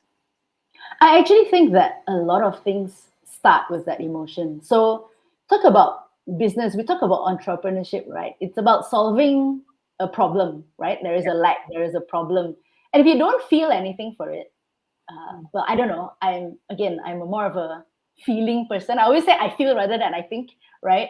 But unless you feel strongly or have strong thoughts about something, you wouldn't want to make a difference on that issue, right? So I always say, instead of complaining about something, right, then just go and do something about it. Like, if you feel so strongly about it, then advocate or set up a business model that can change that, right? And I think music, I've discovered, I got into music because I was impacted by a song that I heard on the radio. And in my, I don't know how many years already I've been doing this, but even as I've heard people responding to my songs, I think I feel the most gratified when they say, hey, that song, touched me or helped me through a very difficult moment in my life. So in expressing that emotion, you're actually helping somebody else, because then they don't think that they're alone. Exactly. Like, I'm the only one who's just feeling so depressed, or I'm the only one who's feeling so upset about this, or I'm the only one who. But we hear a piece of music or art or whatever it is, or poem, they're like, hey, it's not just me, huh? Yeah. You feel that solidarity lah. Yeah. One song that really picked me up every time that, I'm very, very down is Rachel Platten, the Fight Song. Fight Song, there you go. Yeah, it's like every time where that stanza comes in, like a match, just single match can make an explosion. Just one word, just that one sentence, it brings back that courage, it brings back that hope and that focus. So that is how powerful song can be. So now we have a question from Tammy, asking, can singers be trained or born naturally? Wow. That's a tough one. I would say both. Because like anything, right? If you are born with a talent, but it is not trained and nurtured, then I would say there is a limit as to how far you can take that talent. Or if you don't have a discipline in honing that talent, then it remains something that is very raw. And raw is not bad, but it's just how much you can do with that talent lah. Can a person who does not have that innate talent in music sing? I would say yes, because everybody can sing, right? It's just how, to what level lah, you know? So Really? it's like, okay. I really don't feel I so. think so. After watching those American Idol, there are some just I don't know how much they can be trained in order to be able to sing. I'm so sorry. No, because okay, look. If you look at like Idol, right? Those kind of wannabes, they have been told that they are great. Yeah. So that level of teachability is already very low, lah, I would say, because I'm so good already. Well, I want to teach me what some more, right? But because singing is an expression, a baby already. Okay, most babies lah. Maybe some don't lah, huh? But most kids, they will just start singing. Like my nephew, right? He would be in the shower and he would be just singing, you know. Okay, of course, my nephew comes from a musical family lah, but it is something that, you know, it just comes out. Whether it sounds great or not is a different issue altogether, but you can sing. And for me, right, the best singers are those who make you feel something. Yeah. So I would actually rather you, okay, maybe not terribly out of tune, but you can hold a melody, you can make me feel something. It's like wow already. Yeah. So it's both lah. Yeah. Some training would be great. You know, some people need training to be able to sound decent. Some don't.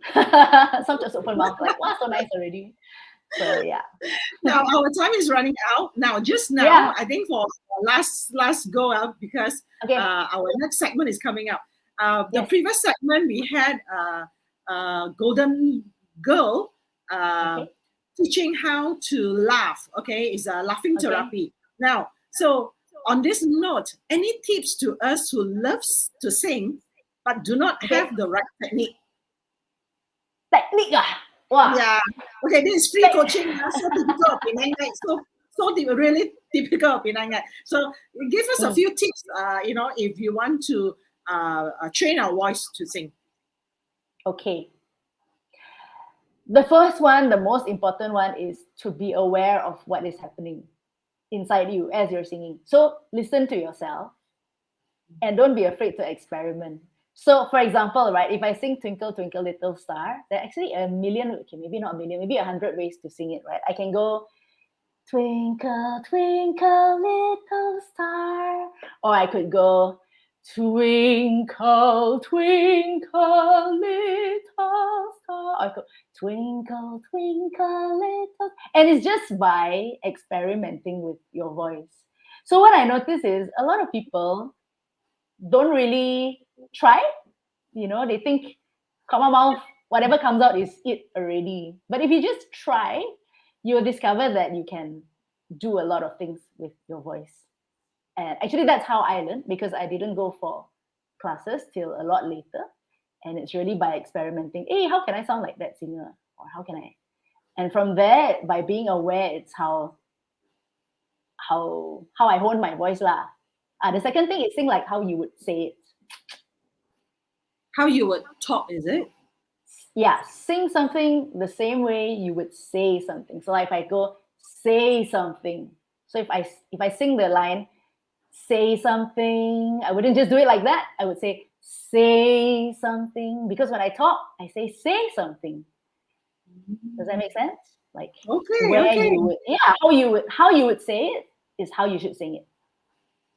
Oh wow, okay. Good tips. Okay, so after this, I'm going to on my recorder and then record a little bit how I sing the way I sing, the way I talk, okay? You talk, yeah. There's so much that we want to continue to ask you and have this dialogue, but we know that you will be joining us physically on the conference opening on 19 July. I will. Woohoo! Yes, we'll see you in person. So you will be sharing right. with us more in depth on how you are rocking the role and making impact as a singer, and how you are using your voice to impact more people, changing lives.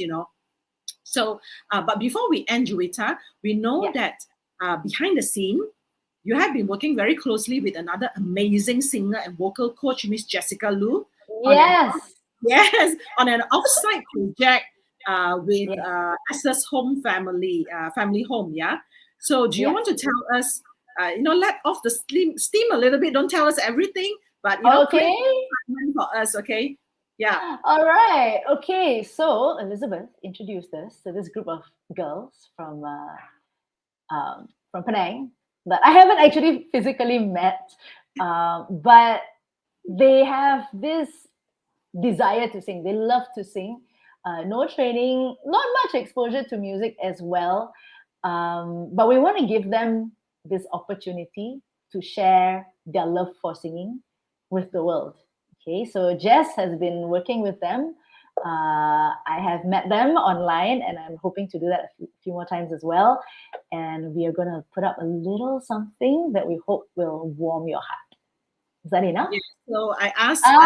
There you go. Some pictures here. So you see here Jessica really, meeting up all the girls. They are in foster home, Esther family home, and giving them free vocal coaching. And they will be joining us on the 19th. They will. All right. So I'm really looking forward to meeting them in person and to hearing them sing live. Yeah. You will cry. I met them once, and from their voice, again, making impact with their voices and from their stories, it really brought me to tears. So do join us, for all the audience watching us today. Do join us. Come on the 19th July from 9 a.m. to 5 p.m. at Royal Chilan Hotel in Penang, and you will see Juwita herself, also Jessica Lu, the vocal coach, as well as the lovely girls from Esther Home. So once again, we want to say thank you, Juwita. And thank you so much. Thank you, hopping up, and giving me a surprise that I have to entertain myself earlier on, all right? So, so I'll see you on the 19th. Okay. You have a trip, all right? Looking forward. See ya. Okay. So once again, we will pass the stage back to Chandra, the MC, to announce who are the lucky winners. Chandra? All right. Thank you so much. Thank you so much. Oh, wow. That was a great one-to-one session. I'm looking forward to listen more from Juwita. I was thinking that maybe she's going to sing a cappella or something, but it's okay. We'll keep it exclusively for the 19th of July. Once again, we have limited seats to invite all of you all to join us for the Women Impact Makers Conference 2022 happening on 19th of July. Okay, at Royal Chulan Penang. Okay, normal price, it goes up for 388. We got very few final seats now at 188 only. So please scan the QR code, which is right there, the screen right there, and then just get yourself registered. Okay, grab those tickets. We have a lot of activities, great lineup of panelists, moderators, and even Juwita will be performing live for all of you alongside another world champion, Keith Valentine. All right, now what he does and what is he a world champion for, we'll tell you more later. In the meantime, let me just go over to the list of winners for this session's lucky prizes. Okay, we're giving out to 2 lucky winners. Congratulations to Lady Gore. All right, Lady Gore, congratulations. You have tagged 3 of your female friends together with our hashtag WIMC 2022. And also Tammy Yo, congratulations to you, Tammy. Thank you so much for being very active in the comments and the chat section. Thank you so much for all of your questions. Very engaging. Keep up the energy. We expect more people to be also more active as well. So both of you have just won yourself a premium chocolate gift set from Georgetown Heritage Chocolate. Thank you so much to our sponsor, Madam Farhana. Thank you so much for sponsoring our session this afternoon. Okay, so I have touched a little bit on a few points that we have going on for you during the WIMC 2022. Right now, I would like to share with you some of our sponsors. All right, we have. I would like to say a big thank you to 4 of our silver sponsors who have decided to support our cause. A big thank you to Asian Green Group. Asia Green Group, thank you very much for coming up and supporting us and being one of our silver sponsor. Thank you very much. Vanessa Diamonds, Madam Vanessa herself, thank you so much for being part of our sponsor list. Doublewood Fashion, Helen from Doublewood Fashion, thank you so much for sponsoring us. And also we have We Share Brand. We Share Brand, be the next. Thank you so much for sponsoring us as well.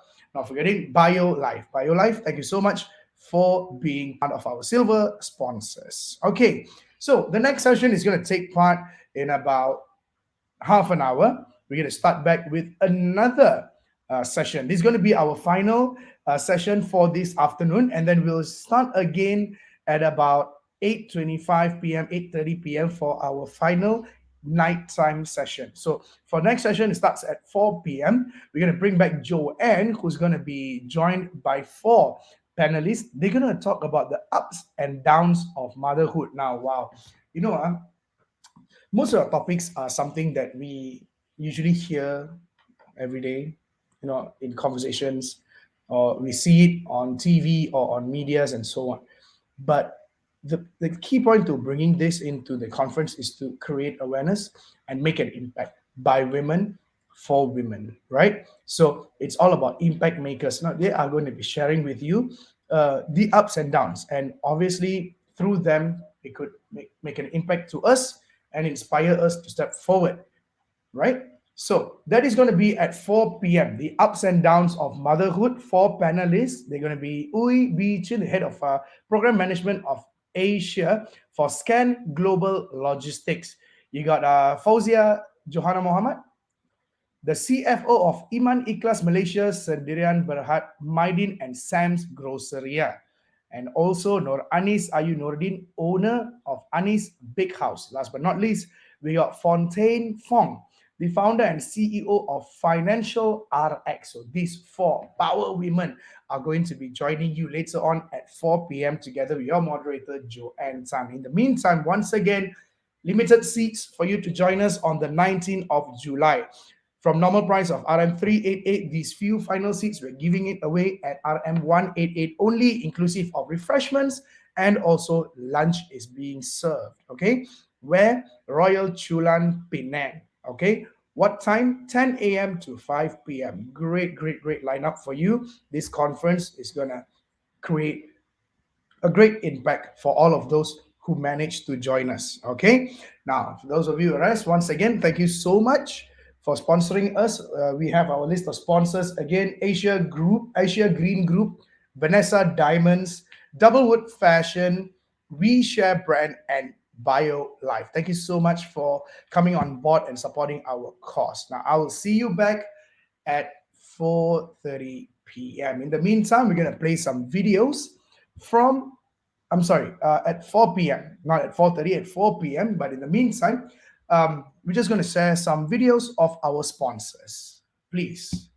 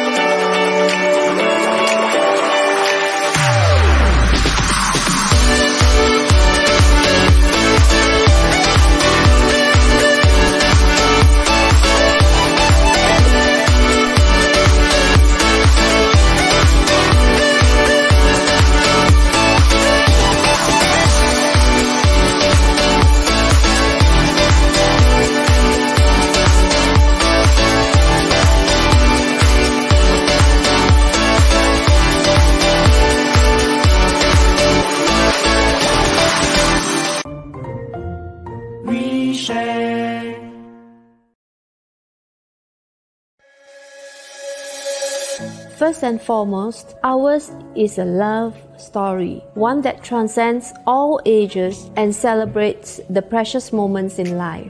Hi, I'm Vanessa Khoo, the founder and CEO of Vanessa Diamonds. Our story began back in year 2000 with a dream to weave a tapestry of romance that reflects love, life, and diamonds. Since our humble beginnings, Vanessa Diamonds has been about encompassing all the promise of love stands for, and that's what our brand's vision is, to empower the world as a lovable international jewelry brand. Love has been at the heart of Vanessa Diamonds since its inception 22 years ago. That's what drives us to give our best and exceed customers' expectations, be it in the quality and design of our jewelry or in our services. We aim to inspire love and happiness by enriching lives with a special sparkle. Today, we have immortalized our love in Reflections, a brand new natural colored diamonds jewelry collection conceived from our heart to yours that revels in the vibrancy of life's journey. To date, we have released 2 series under this collection, Charm and Amour. Charm jewelry pieces are specially curated to be the perfect gifts that cherish joyous bonds and are ideal for commemorating milestones and celebrations. Amour, on the other hand, is thoughtfully designed to portray the pinnacle of true love between the two beings. The gorgeous and rare natural colored diamonds in our Amour series are the perfect symbolism of the union of two people as they begin a new chapter of life together. No wonder Vanessa Diamonds has been part of countless love stories throughout the years. We also want to ensure that the soon-to-be newlyweds are able to celebrate their individual love stories with unique wedding rings selected exclusively at Vanessa Diamonds. Your dream wedding is our priority, which is why we focus on our role in realizing the perfect wedding for all couples, providing them the wedding rings of their dreams.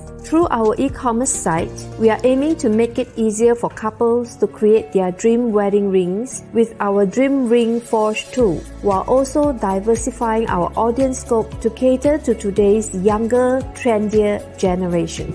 As Malaysia's premier diamond jewelry retailer, we ascertain that quality is guaranteed, with our diamonds being certified by GIA. Moving forward, we intend to build up Vanessa Diamonds as the leading diamond jewelry retailer and a go-to resource wedding inspirations by cultivating regional and industrial cooperation with other prominent names in the wedding industry. Let Vanessa Diamonds make your happily ever after come true. When you choose us, you are assured of beautiful artistry, value for money, a seamless experience, and of course, being treated with love.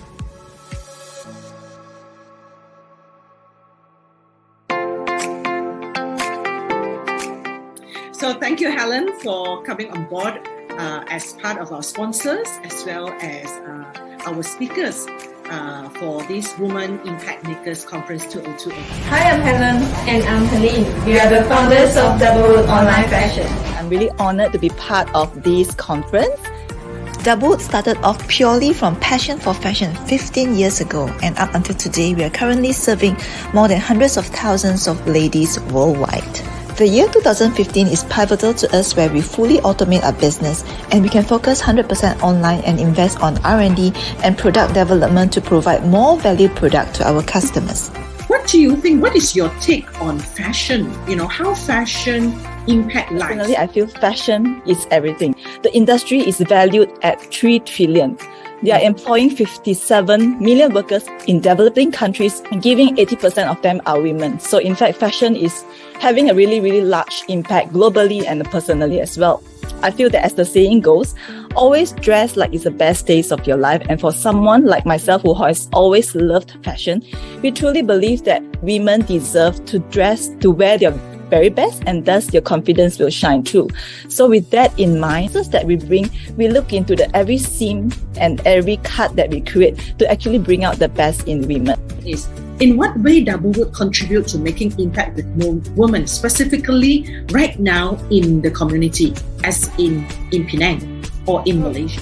Empowering is really such a big word. So to me, we view it as, taking small steps, small accumulative steps to actually make an impact in women's life. Because fashion is such a global scale movement where it can bring about change through vocal awareness and the community that they're in.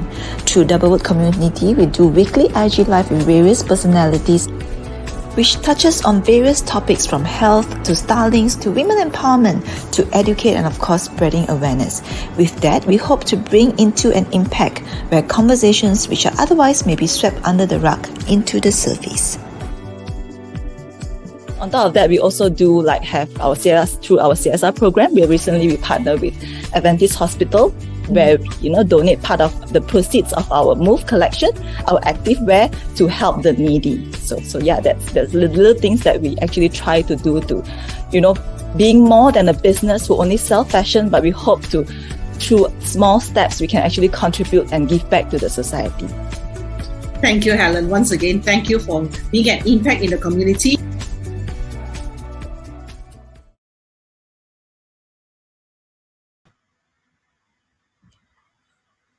There we go, dear audiences. All the videos from our sponsors. I hope you enjoyed them. Once again, thank you so much for coming on board as part of our sponsors. Now, it's already 4 p.m. Without further ado, let's move on to our next final session for this afternoon, as we got one more session with another group of women at night. It starts about 8:30 p.m. But in the meantime, we're going to talk about a very interesting topic that I would like to hear as well: the ups and downs of motherhood. We have 4 panelists joining us this afternoon. And right now, without further ado, I'd like to pass it over to your moderator for this session, Ms. Joanne Tan, my good friend. Take it away. Thank you so much to Chan. Wow, wonderful to see you again. And I can see Chan is working hard today. So Gambate Chan, it's another 1 hour to go. And we will definitely have a lot more fun right now, as we had just now with the golden girls in their golden years of even after 60 years old. I don't think they are 60, they are 16. So in case you missed the session just now, don't worry, you can still come back into this Facebook and of course check out the missed session if you want to and learn more information about our panelists just then. And right now we are going to kickstart another session of our forum discussion where we want to say hi to all the beautiful ladies. And I can see Liz is here. Hi Liz. Thank you for having us. And right now it will be a rocking session because why? A lot of you ladies are having the most honored job in the world. It's called mom. I'm a mom myself. I have 2 beautiful kids with me. Jack is 9 years old. Jay is 8 by accident. So it's still a very beautiful experience. I still remember that I cried because I had her, but I never regret because she is just like me. When you feel like you want to slap her, you have to slap yourself before that. So I guess all the mom will probably feel the same thing. And we'll be talking about that shortly as we talk about motherhood right now. So this session will definitely be something that maybe we will drag more than an hour. All right, without further ado, let us invite all my panelists onto the screen right now. And mind you, they are not just mom. They are also business owners who are in their established corporate world.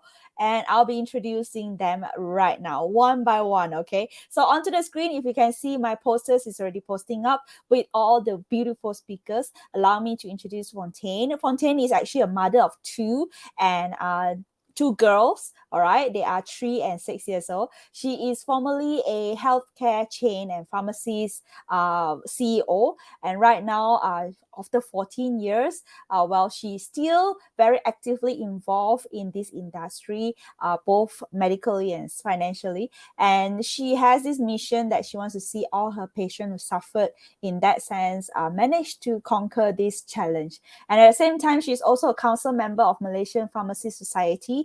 And that is what she do to lead the community awareness on this importance of medical.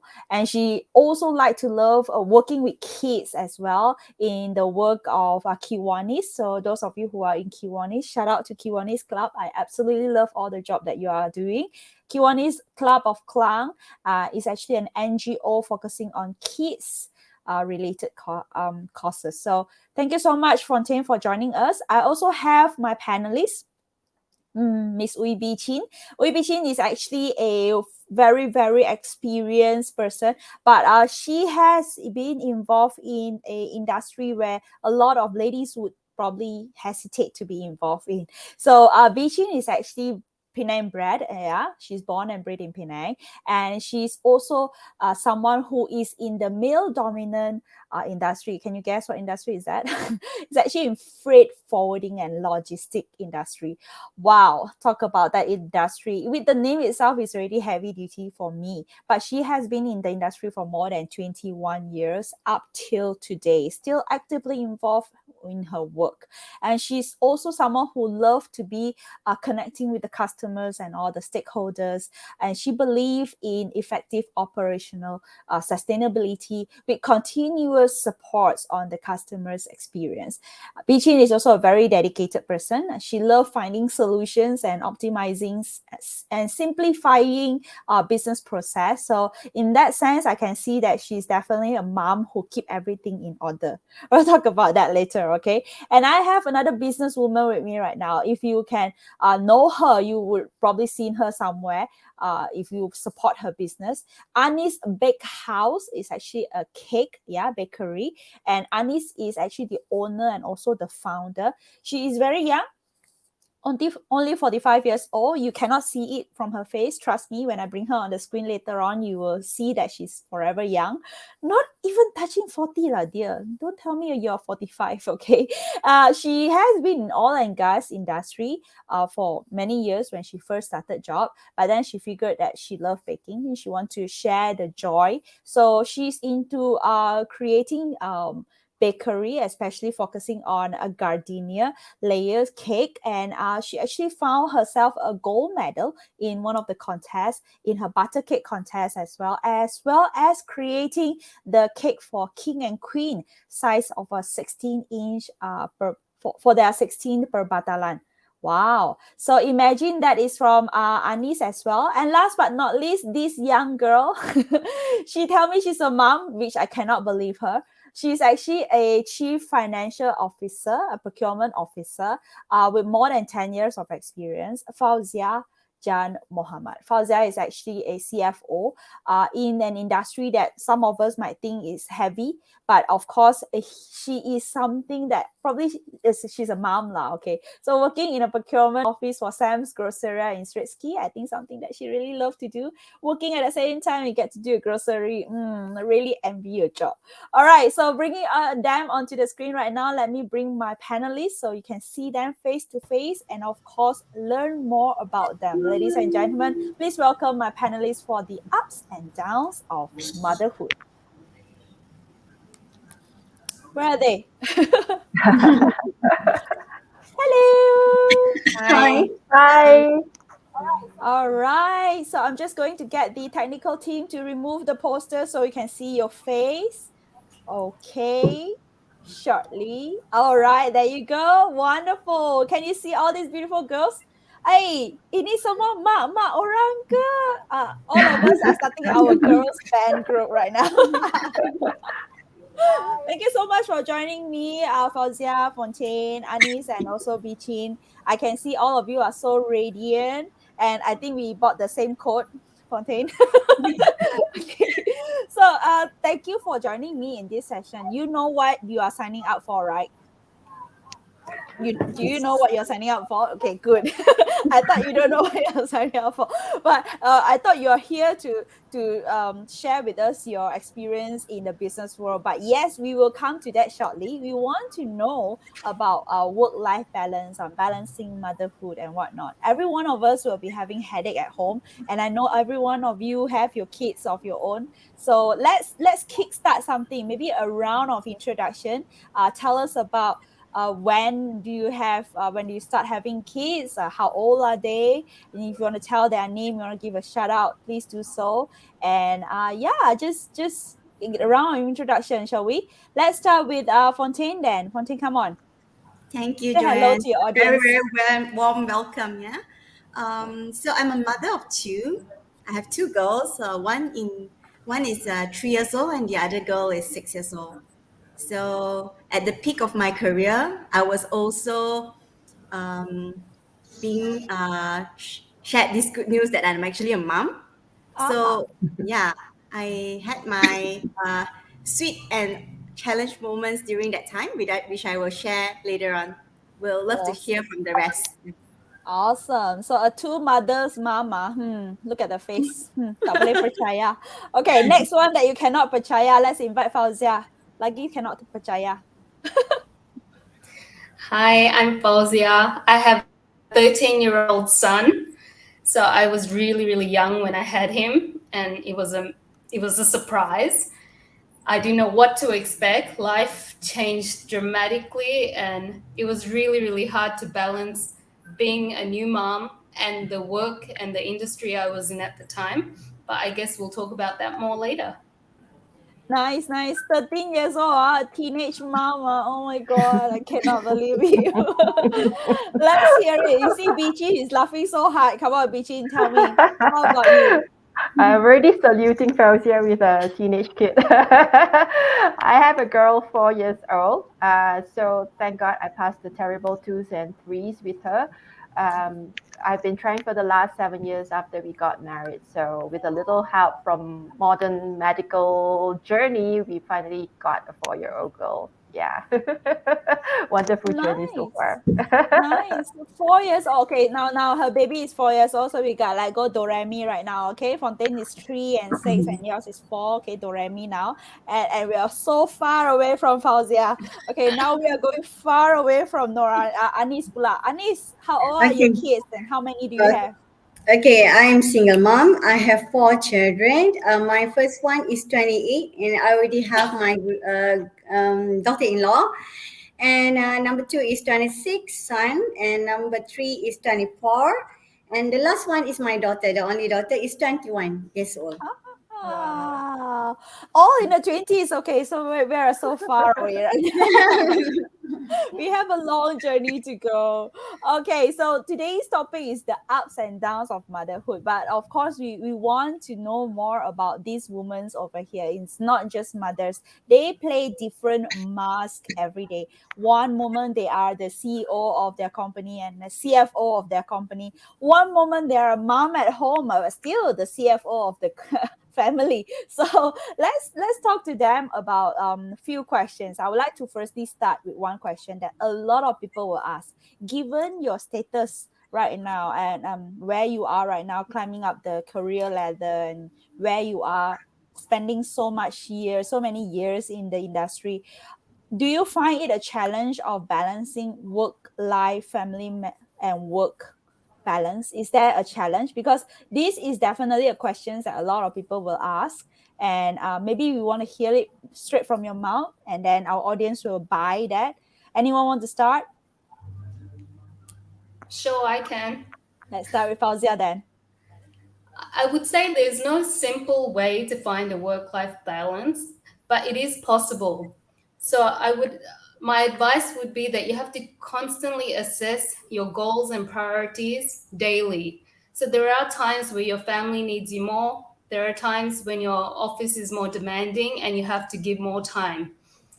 So you have to assess it on a day-to-day basis. But what makes a healthy work-life balance for me is to be able to love your job. So if you love the environment that you work in, the people that you work with, it makes it very easy to get up on a daily basis and go to work, enjoy it. And you have to be able to prioritize both your health and physical and mental health, because this will make you happier at home and also more productive at work.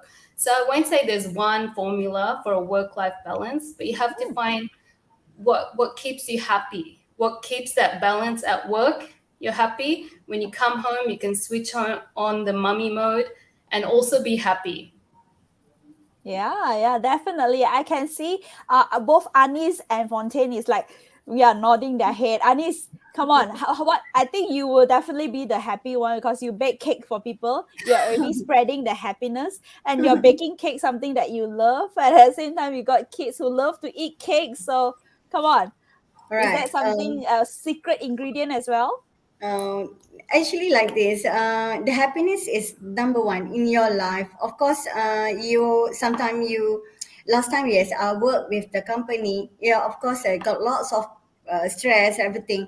But when you go back to work, when you go back at home, of course, you have to face your children's. Luckily that I have my maid at the time, so that it's will reduce stress.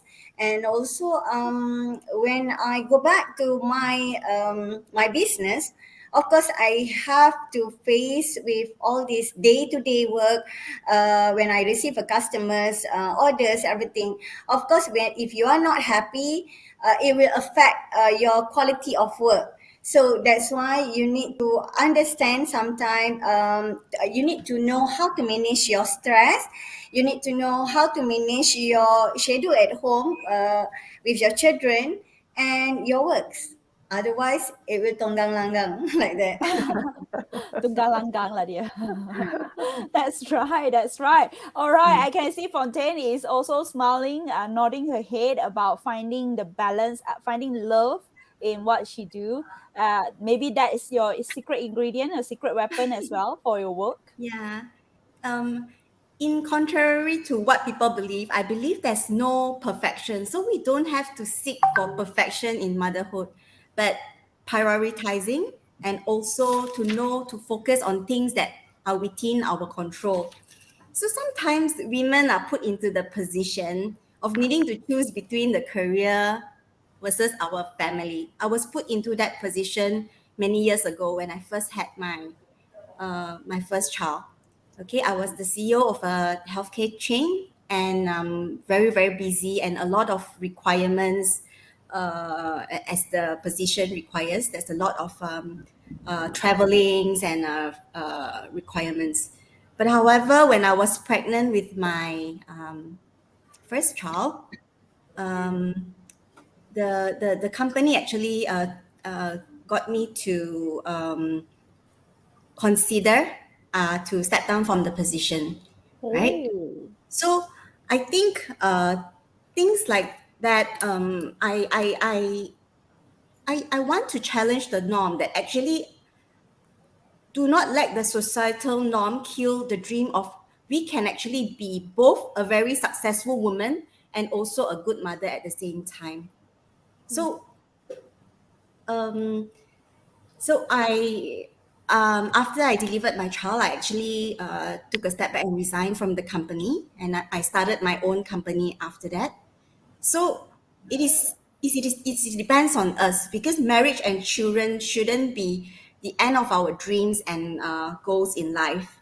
And I also feel that the making space for mothers to include positive policy change actually can make the path for parenthood easier for a lot of mothers. Yeah, so it can be integrated. I am still learning as I try to juggle between different roles and obligations as a mother, as a daughter, as a wife, as a career woman. But I think it is possible to integrate everything in our life. Beautiful. That's a very positive note to bring on to. And I can see Bichin is smiling wide. I think Bichin do also agree with that. Bichin, do you have anything to say on how you balance your work life? Do you also face the similar challenge like Fontaine as well? Definitely. I mean, the industry I'm in is a male dominant industry, right? So, yes, Yeah. definitely you face the same challenges, but I'm very blessed. Even though 90% of my direct bosses are male, along my whole 20 over journey, majority are male. I'm very blessed that I have very understanding bosses, even the bosses that I have today. So technically, they give me the freedom to plan my work schedule, and then as long as I deliver the result that they want, well, I have the freedom to actually adjust a lot of me time, couple time, mommy daughter time, that kind of time, and Yeah. also as long as I put my heart and soul in my work and deliver what is expected of me, I have the freedom thanks to the support structure given to me. Beautiful. I can see that most importantly is our circle around us. Doesn't matter if our spouse or our children, our in-laws, and even our bosses or even our co-working colleagues as well. I think that circle itself is very good to very important and very crucial to build as a foundation for us to be stronger. So I believe you have now known that these panelists over here are bukan orang main-main, ya. We have CEO and we got CFO, and we also got like someone who can don't mess with her even if you're in a male company. Okay, so yeah, and another person who will throw you with cakes if you talk too much. So now, ladies and gentlemen, if you're watching us live right now, if you do have questions for all these beautiful moms over here, drop your comments over here at the bottom. All right, and I want to see all those bubbles coming out. Give us some love, give us some likes if you want.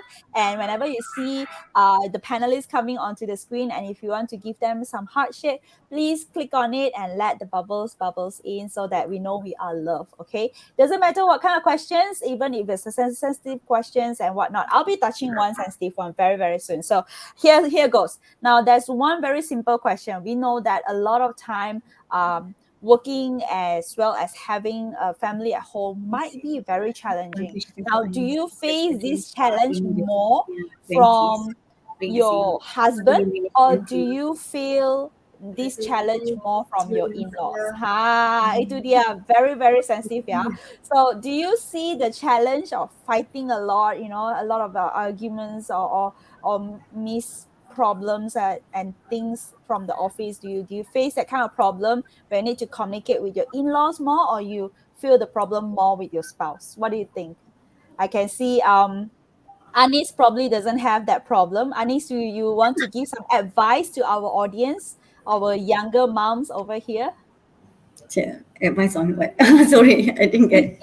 If let's say you have problems, do you see motherhood has a problem more with the in-law or with the spouse? With the Okay. husband? So far with the in-law, I don't think nowadays they are very up to date, and they know how to what we call it, how to appreciate apa tu people, nowadays compared to last time. I can see I mean, for example, like my daughter-in-law, she always make a surprise with me every day, since she want me to be happy. Sometimes she bought a little makeup set, just say, "Mommy, I have surprise for you." Every day, something small, little things, but I really appreciate that. This is what we do every day when we have something, because she try to make me happy with this. And I have no problem at all. I think for the rest, maybe you can try that kind of practice to make your mother-in-law happy, and yeah. Your husband happy at the same time. Mak dia happy, husband pun happy lah dia. Okay, that's the Macam conclusion. husband, of course, they depends on the mother. When the mother happy, definitely the husband, it will go to the husband. Yeah, that's right. That's right. I can see Fontaine is nodding your head as well. Do you agree with that? Like giving little present to bribe your in-laws?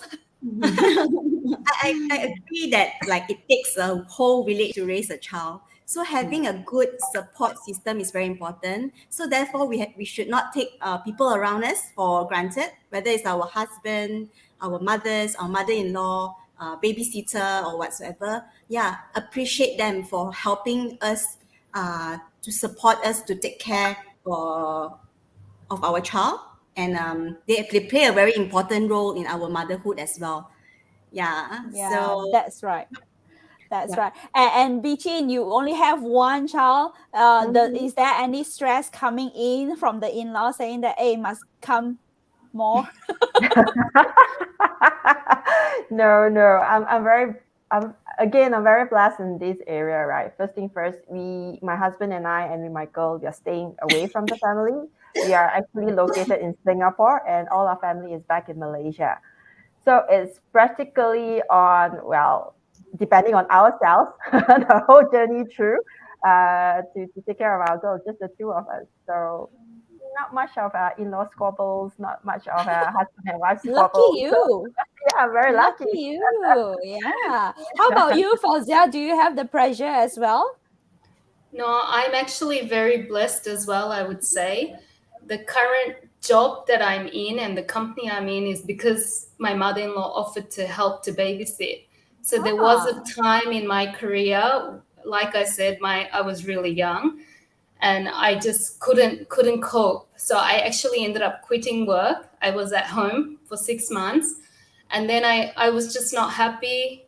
I didn't know what to do, kind of, getting into the depressive state. And that's when my mom-in-law picked me up and said, I'll babysit. You can start working again. So I'm so grateful for that help. And like Ortain said, it takes a whole village to raise a child. I totally agree. Yep. So there's And no you quarreling there. you have a 13-year-old teenage son. I'm pretty sure the village is getting smaller right now. It's easier to manage right now. Definitely. And we have a few questions coming in from the audience. I absolutely love it. Please keep it coming. We want to ask questions to our panelists and we want it to come from you. So I'm just helping you to voice it out, just helping you to kickstart. Okay. Now, maybe one question to take from the audience. I can see one question for Anis. Anis, you have your children who are in 20s right now, and I'm pretty sure you are being a single mom for a very long time. Do you feel macam kosong tak? Yeah, okay, just to, okay, of course, sometimes you feel so empty, you feel down, sometimes because this is normal for the single mom. Of course, my children, they grown up already, they also have their own activity. But to avoid the loneliness, I always spend time with my friends and especially my business friends so that I can have more ideas and motivation so that I can be more creative, because in my line, in my business line, I should have a creative ideas because it related with the arts. So that's why I always spend time with friends, and also sometimes I love to see all these decoration, YouTube, everything. So that made me happy. So I forgot about Nice. that. Yeah, I think she no longer feel kosong because she fill up all her time to do what she love and passion and whatnot. So that is definitely a very good tips for you who are asking to fill up your time with as much things as you love to do, and definitely the emptiness problem will not exist. Now, coming back to our questions, it will be very fun to know that our panelists over here are also cool people. Now, when we talk about being cool mom, now there's something that I'm always wondering in my mind. Do you feel like your life has changed like 360-degree after your childbirth, or it's okay? Like I'm still cool with my life. I'm still a very cool lady. I don't feel the change yet. I can see Fontaine is like, macam tak rasa je. do you feel that, or are you like still cool and still rocking This it? is how a mother is trained. In all situations, smile. No, that's a joke. But I believe that women nowadays, they have to step up to manage their career and manage their family. And having two children myself, I'm not just about reproducing or manufacturing children. We are actually nurturing the future generations, and how the world is tomorrow, it depends on what kind of mothers that we have today. It is so important. Being a mother is actually a career by itself, and yeah, it's a career by itself. So it's a lot of spiritual empowerment for myself as well. I do have times that I really lose it, right? And I will try to adjust myself and gather myself. And actually, it's a choice how we want to react in stress. How do I want to react to our child? It's all not so much, not only about our children, but it's a lot about ourselves. How do we want to choose love even in times of stress. So being a mother also teach me a lot of things. Yeah. I think we'll come back to that point where you lose it and then what happens. So that point is very, very important. I want all my panelists to think about it. If you lose it and then what happened, and maybe we can share that one tips with our audience later on. But coming back to this question, which I really want to know, are you still a cool mom right now? Bichin, are you still your cool self or have you changed 360? Well, after childbirth, I think the 360 changes my body shape, definitely. Double my size. A little bit more white hair, right? We know we're trying to stress everything out. It's like, oh, what's my girl? What's wrong with her today? You know, that kind of thing. But other than that, pretty still myself, right? Other than, the only things that change is your view, your perspective as an individual when it comes to family and career. Before I have my child, even before I got married, career climbing up the corporate ladder was very important. I was very aggressive. I would go all out to beat whoever, along the race. But as I move forward with a child, I look at things differently. To me now, being successful in my career is building the next legacy, the next generation, those new fresh graduates that come in and join the company. I see my task as being the trainer or the coach to build the next generation for this industry. And when I have a successful student, well, that's my achievement. I see it that way. But other than that, I'm still the teenage girl who loves Cookie Monster. I have a lot of Cookie Monster until my girl said, Mommy, you're a mommy. You're not me. You're not a 4-year-old. So pretty much the same other than that.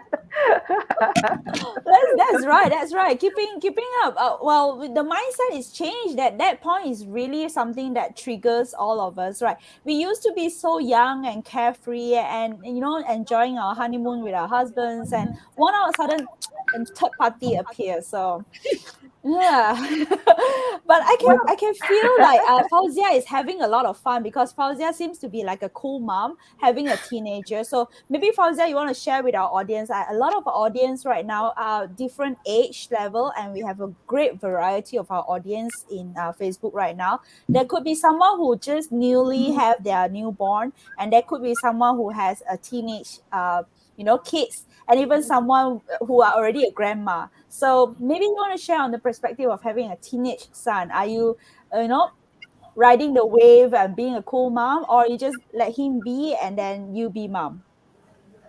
I appear to be cool just on surface, but deep inside, it's a very difficult task. I must say, it gets harder and harder. It never gets easy. So in the younger days, the sleepless nights, the constant routine. As they grow older, they need more of your time. I will agree. He doesn't need much of my time. And being a boy, I really don't understand because he's really quiet these days. So it's really hard to get any information out of him. And as a mother, it's kind of difficult because I have a boy. So I would assume that he would speak to the dad more. And, the hormones are raging up and down.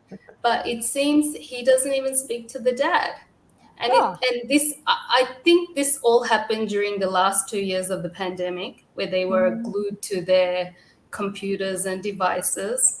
It has changed him. His social life has changed. He doesn't want to go out with his friends anymore. At school, they were sitting at social distancing. There was no playtime. There was no sports. It's really changed them. So I think mothers with children, teenage children now, it's a different, we're learning as we go because our children are not behaving like we did when we were 13. That's right. It's totally that is definitely the ups and downs of motherhood that you mentioned just now. Like we keep constantly learn to be a part of them, and we sometimes we need to force ourselves to be with them, but then at the same time we question ourselves, are we doing it right? Should we still continuously chasing after them, or just give them the space? So yeah, that is definitely the ups and downs of motherhood. Like it really strain our brain on what we should and what we shouldn't do. Am I right? So yeah, that is a very good point to take as well. And I can see the stress is building up. So let's wave off the stress, okay? We don't want any more stress now. But then we have a questions from Bharati. I think Bharati is one of our speakers management team now. And Bharati is asking this question: as a working mother, many times we vent our emotion. Okay, now this is something that Fontaine brought up just now, right? We need to like lose it. As a woman, working mom, when we are stressed, okay, what do you do? Does that happen a lot, often?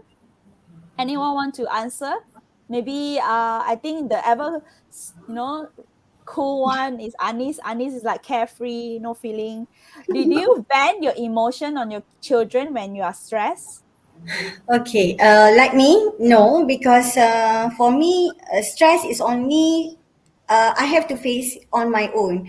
It's not fair for me to let the stress and to my children because they grown up, they understand, they really understand. Normally, when I get stressed, I will sit together with them and discuss about what actually I'm facing, you know, because they are like my friends. So I can talk to them.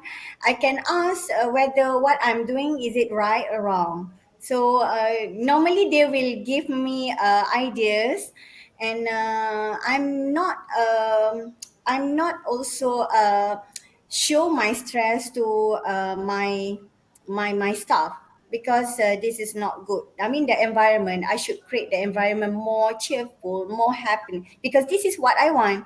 So I don't want to get people involved in my stress. That's the thing. Nice, nice. And I can see Fontaine is nodding. Hey, Fontaine, do you out on the kids or no?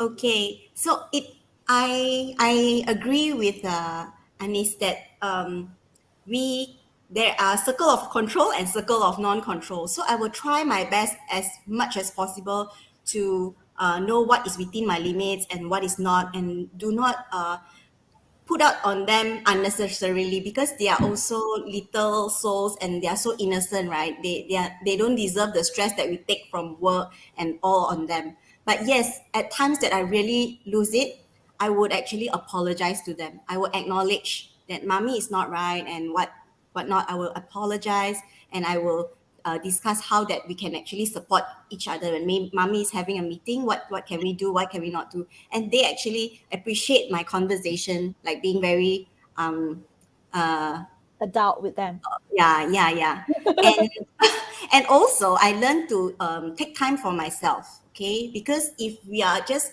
always giving and we have nothing left to give, it is that time that we actually will break down.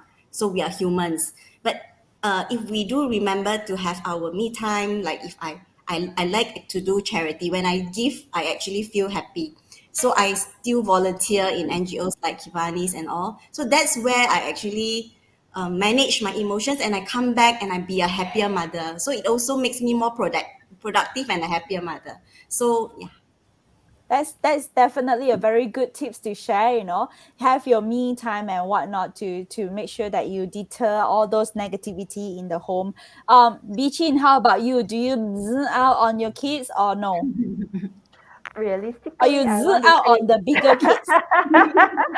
You can zoom out on the bigger kids if you want. unfortunately, I'm going to say both had it from me before. But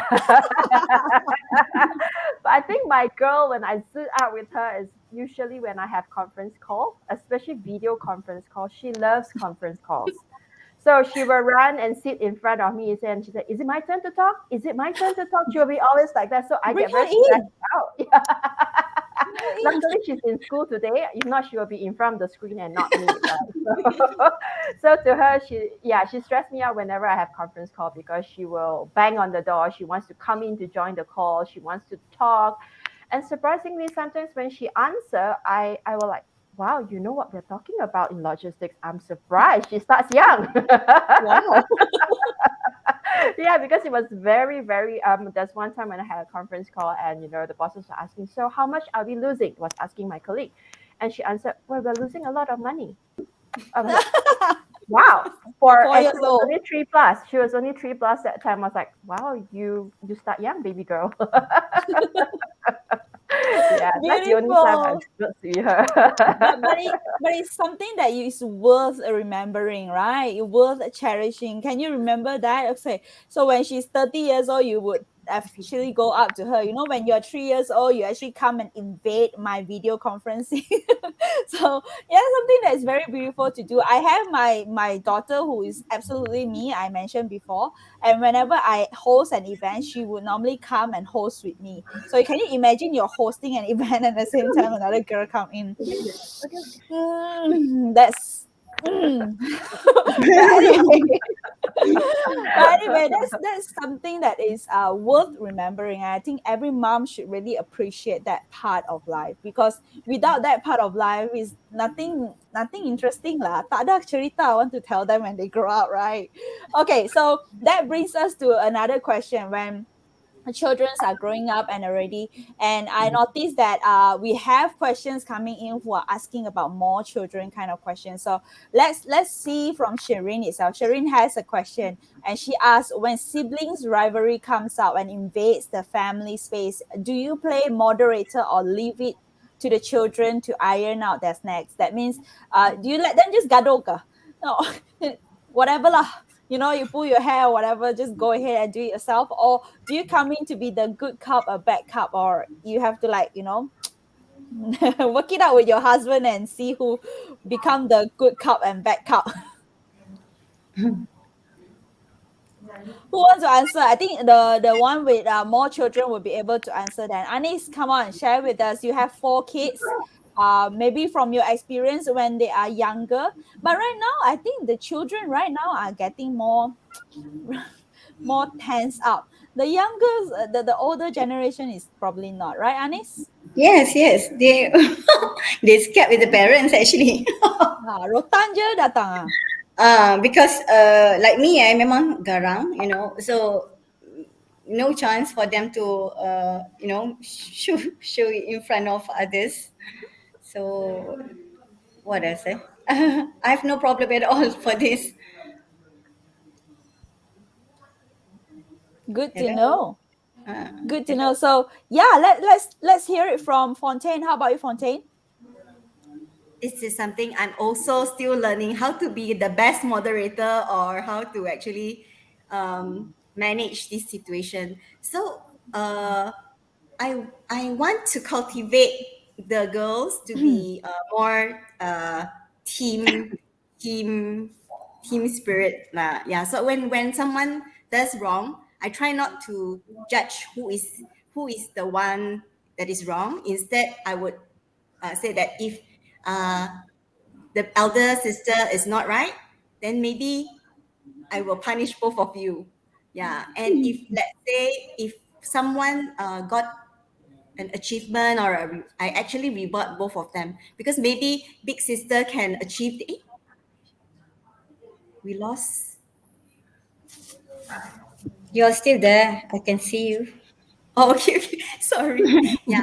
Maybe I mean, in a situation whereby like one of them does really good in her academic, I actually reward both of them, because you can do so well is because also your sister giving you a supportive environment. So I want to cultivate that team spirit with them, and I try not to judge when they are trying to fight. But that's the ideal situation. There are times when things get out of place. Then I still need to become the discipline teacher. Yeah.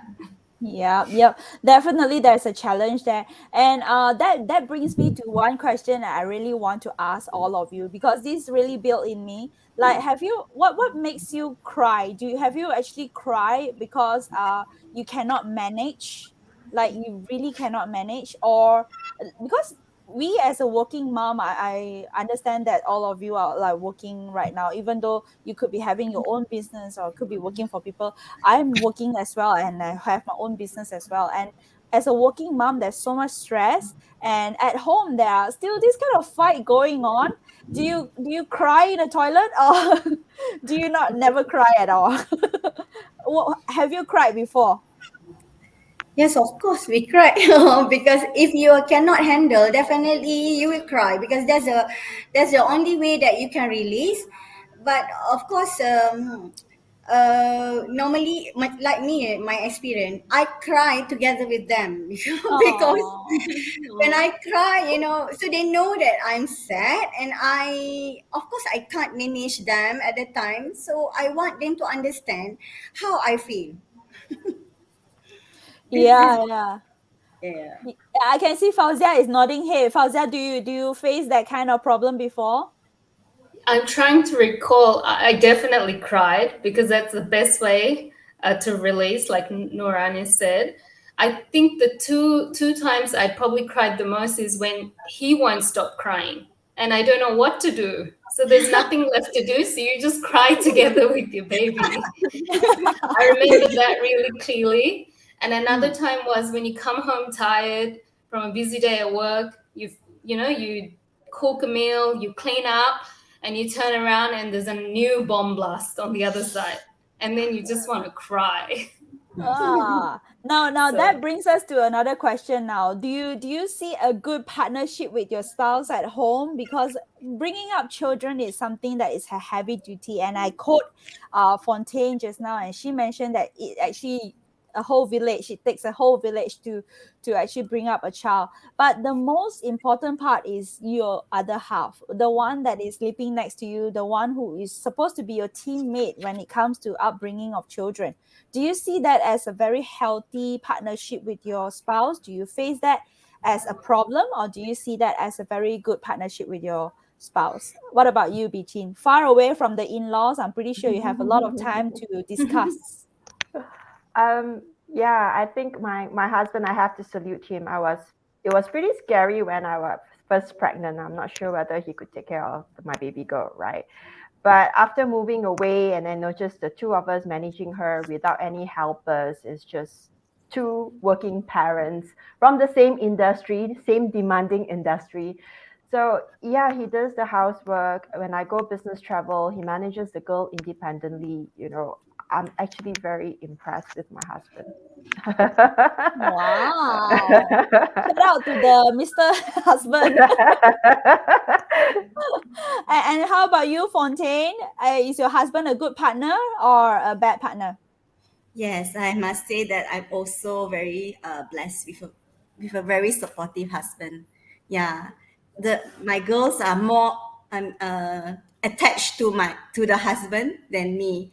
It shows how much that he also sacrificed and play a role in taking care and in the parenting role. It's no longer the traditional mindset whereby women have to be like the one doing Changing everything and diapers, showers. sacrificing everything. I think now if women are also working and also have their own career, it's very important that we have a supportive husband as well in the process.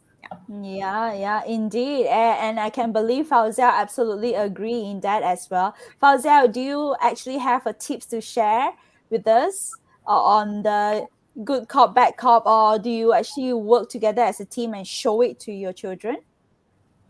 we try to work together most of the times, but definitely there are times where we both disagree. But we have agreed to not show that disagreement in front of my son, but we will talk about it privately. So my husband's also very, very supportive, and he helps out. He actually has longer working hours and travels a lot, but he makes sure that he puts slots me into the calendar, and when I'm required to be away, he makes sure he's around. But no, there's no good cop, bad cop. When I lose it, he takes over. When he loses it, I take over, and we cover each other's backs. Yeah, that's most important. I think I would want to share tips with everyone, and I hope the panels would also like to share tips. Maybe you can think of a tips to share as well. Me and my husband work out a very very childish way of handling problems. So whenever there's a problem, there will always be a good one and a bad one, and we usually go by paper, scissors, stone. So if you lose it, and you have to settle the problem. And it's as simple as that. So whenever there's a problem like arguments with the kids, if they're fighting, they're kicking each other, It's always just, come here, paper, scissors, stone. You lose it and you're gonna handle it. So it's that kind of way. Do you have a very fun way to handle problems at home and work together with your partner in that sense, Fazia? No, we don't. So if he's mad at me or if I've upset him, then it's definitely my husband has to solve it, and vice versa. We don't have any fun games like you. Okay, any tips to share? Come on, all my panelists here, I'm pretty sure you have some tips. Bijin, you got a tips to share on About how to handling. solve problems like this, kids problem? I think the only rule in this house when it's a discipline issue is always mommy's task. If she needs some time or someone to play with, it's always daddy's task. So That's not fair. Absolutely not fair. So daddy, I tend not to put the discipline side on him because, sometimes well, it's easier for me to talk to her a girl to girl talk. Whereas is daddy is all about fun. So we maintain it that way. It works very well. Yeah, I can see everyone is nodding head right now. Now we have about another 10 more minutes to go, and that brings me to very, very important questions. Like a lot of time right now, a lot of young couples right now would probably consider motherhood as something that's very stressful. And us as mothers, like all five of us are mothers. Do you see motherhood is a bless?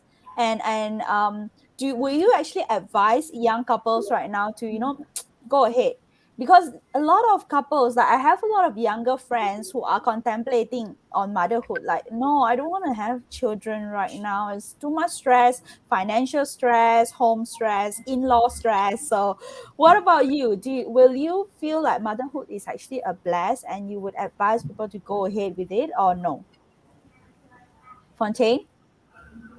I think whether a woman wants to be a mother, it's entirely up to herself. Not being a mother doesn't make a woman less a woman. So I don't think that there's this obligation to be a mother. But back to myself, I feel that it's a blessing for me to be a mother, because although I was not prepared, we are almost never prepared. Actually, we just have to take the job and then learn as we go. So I constantly tell you I'm still learning, because it's a whole long process.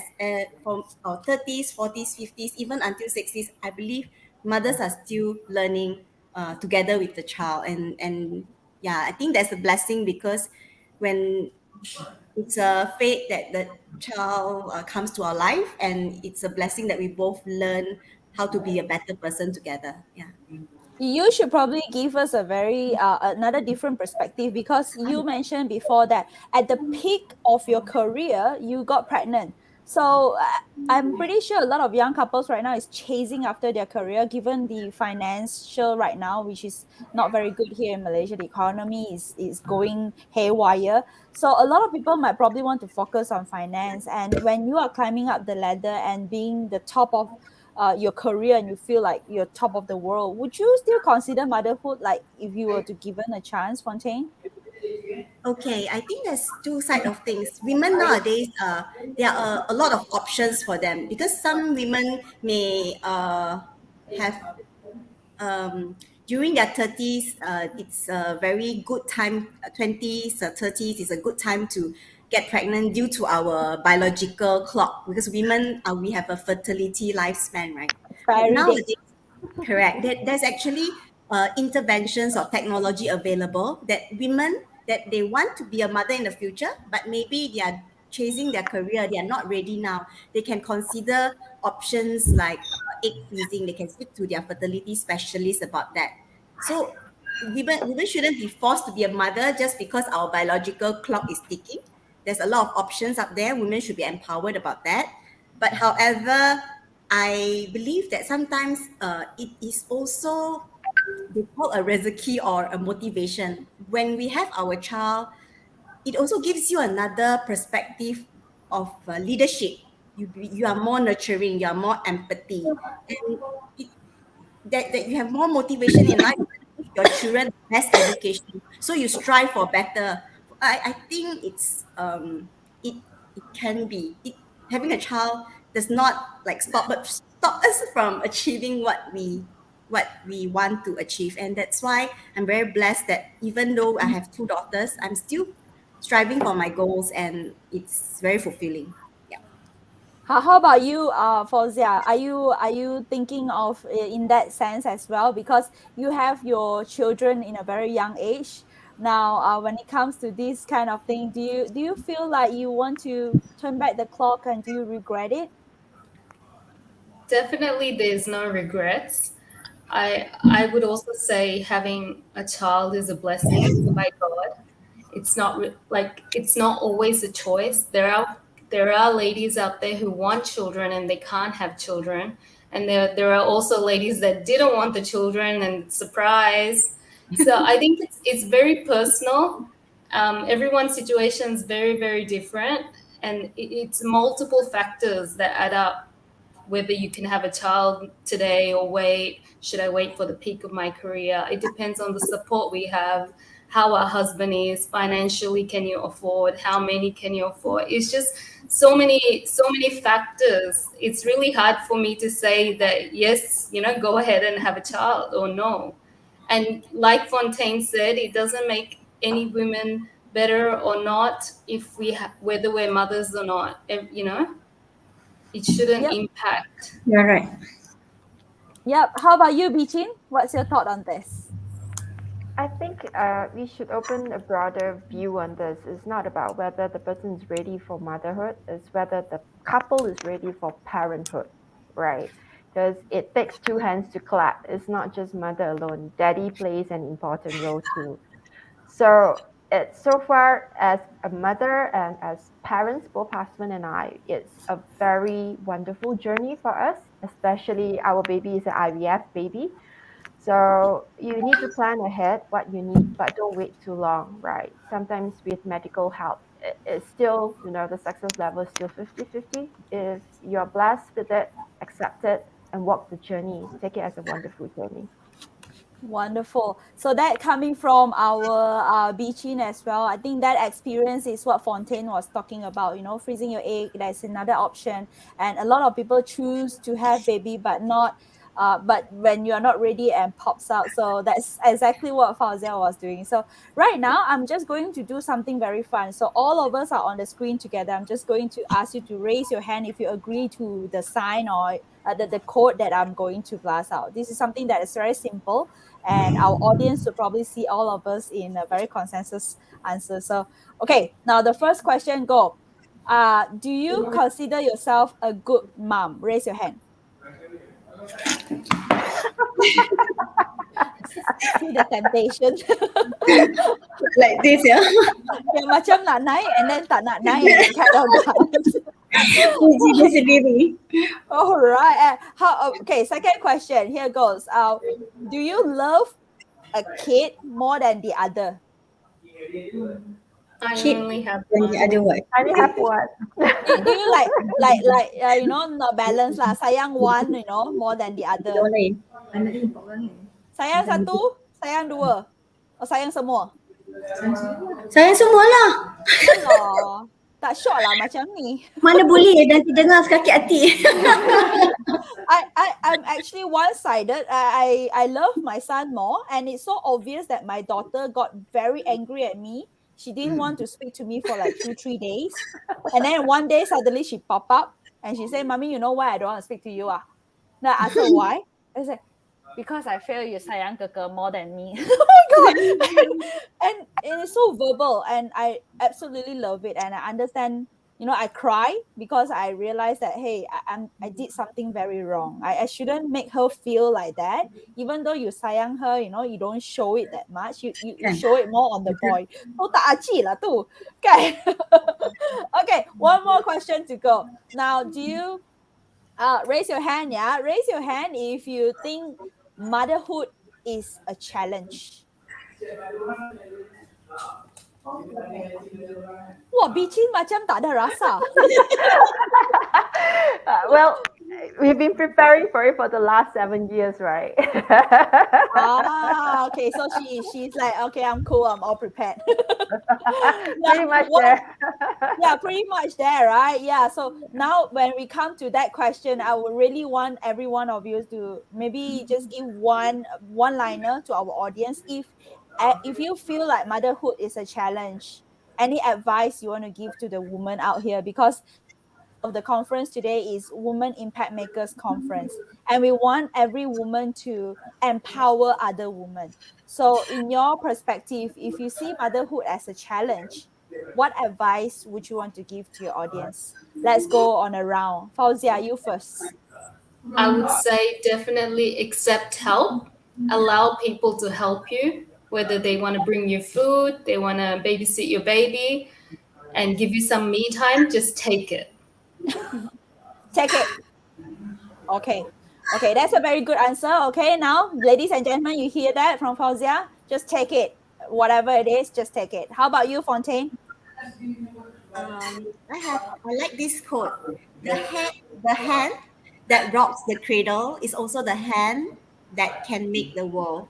So I believe behind every devoted mother, if given the right kind of support, care, and also values and life skills, can also impact the society positively. Yeah. So do not have the fear of having to choose one, because we women can actually excel in both. Yeah. Yeah, wow, that's beautiful. Now, woman, you know that we empower you. So, this is one way to know that deep down in you that you can do it. Okay, you can do it. Now, how about you, Bichin? One word from you, one last sentence.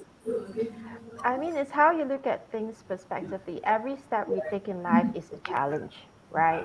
But if you take it openly with open arm, right, and you take it as a learning journey, then take one day at a time. That's how life should be, right? Take one day at a time. Okay, that's a new way of looking at things. And how about you, Anis, a very experienced mom?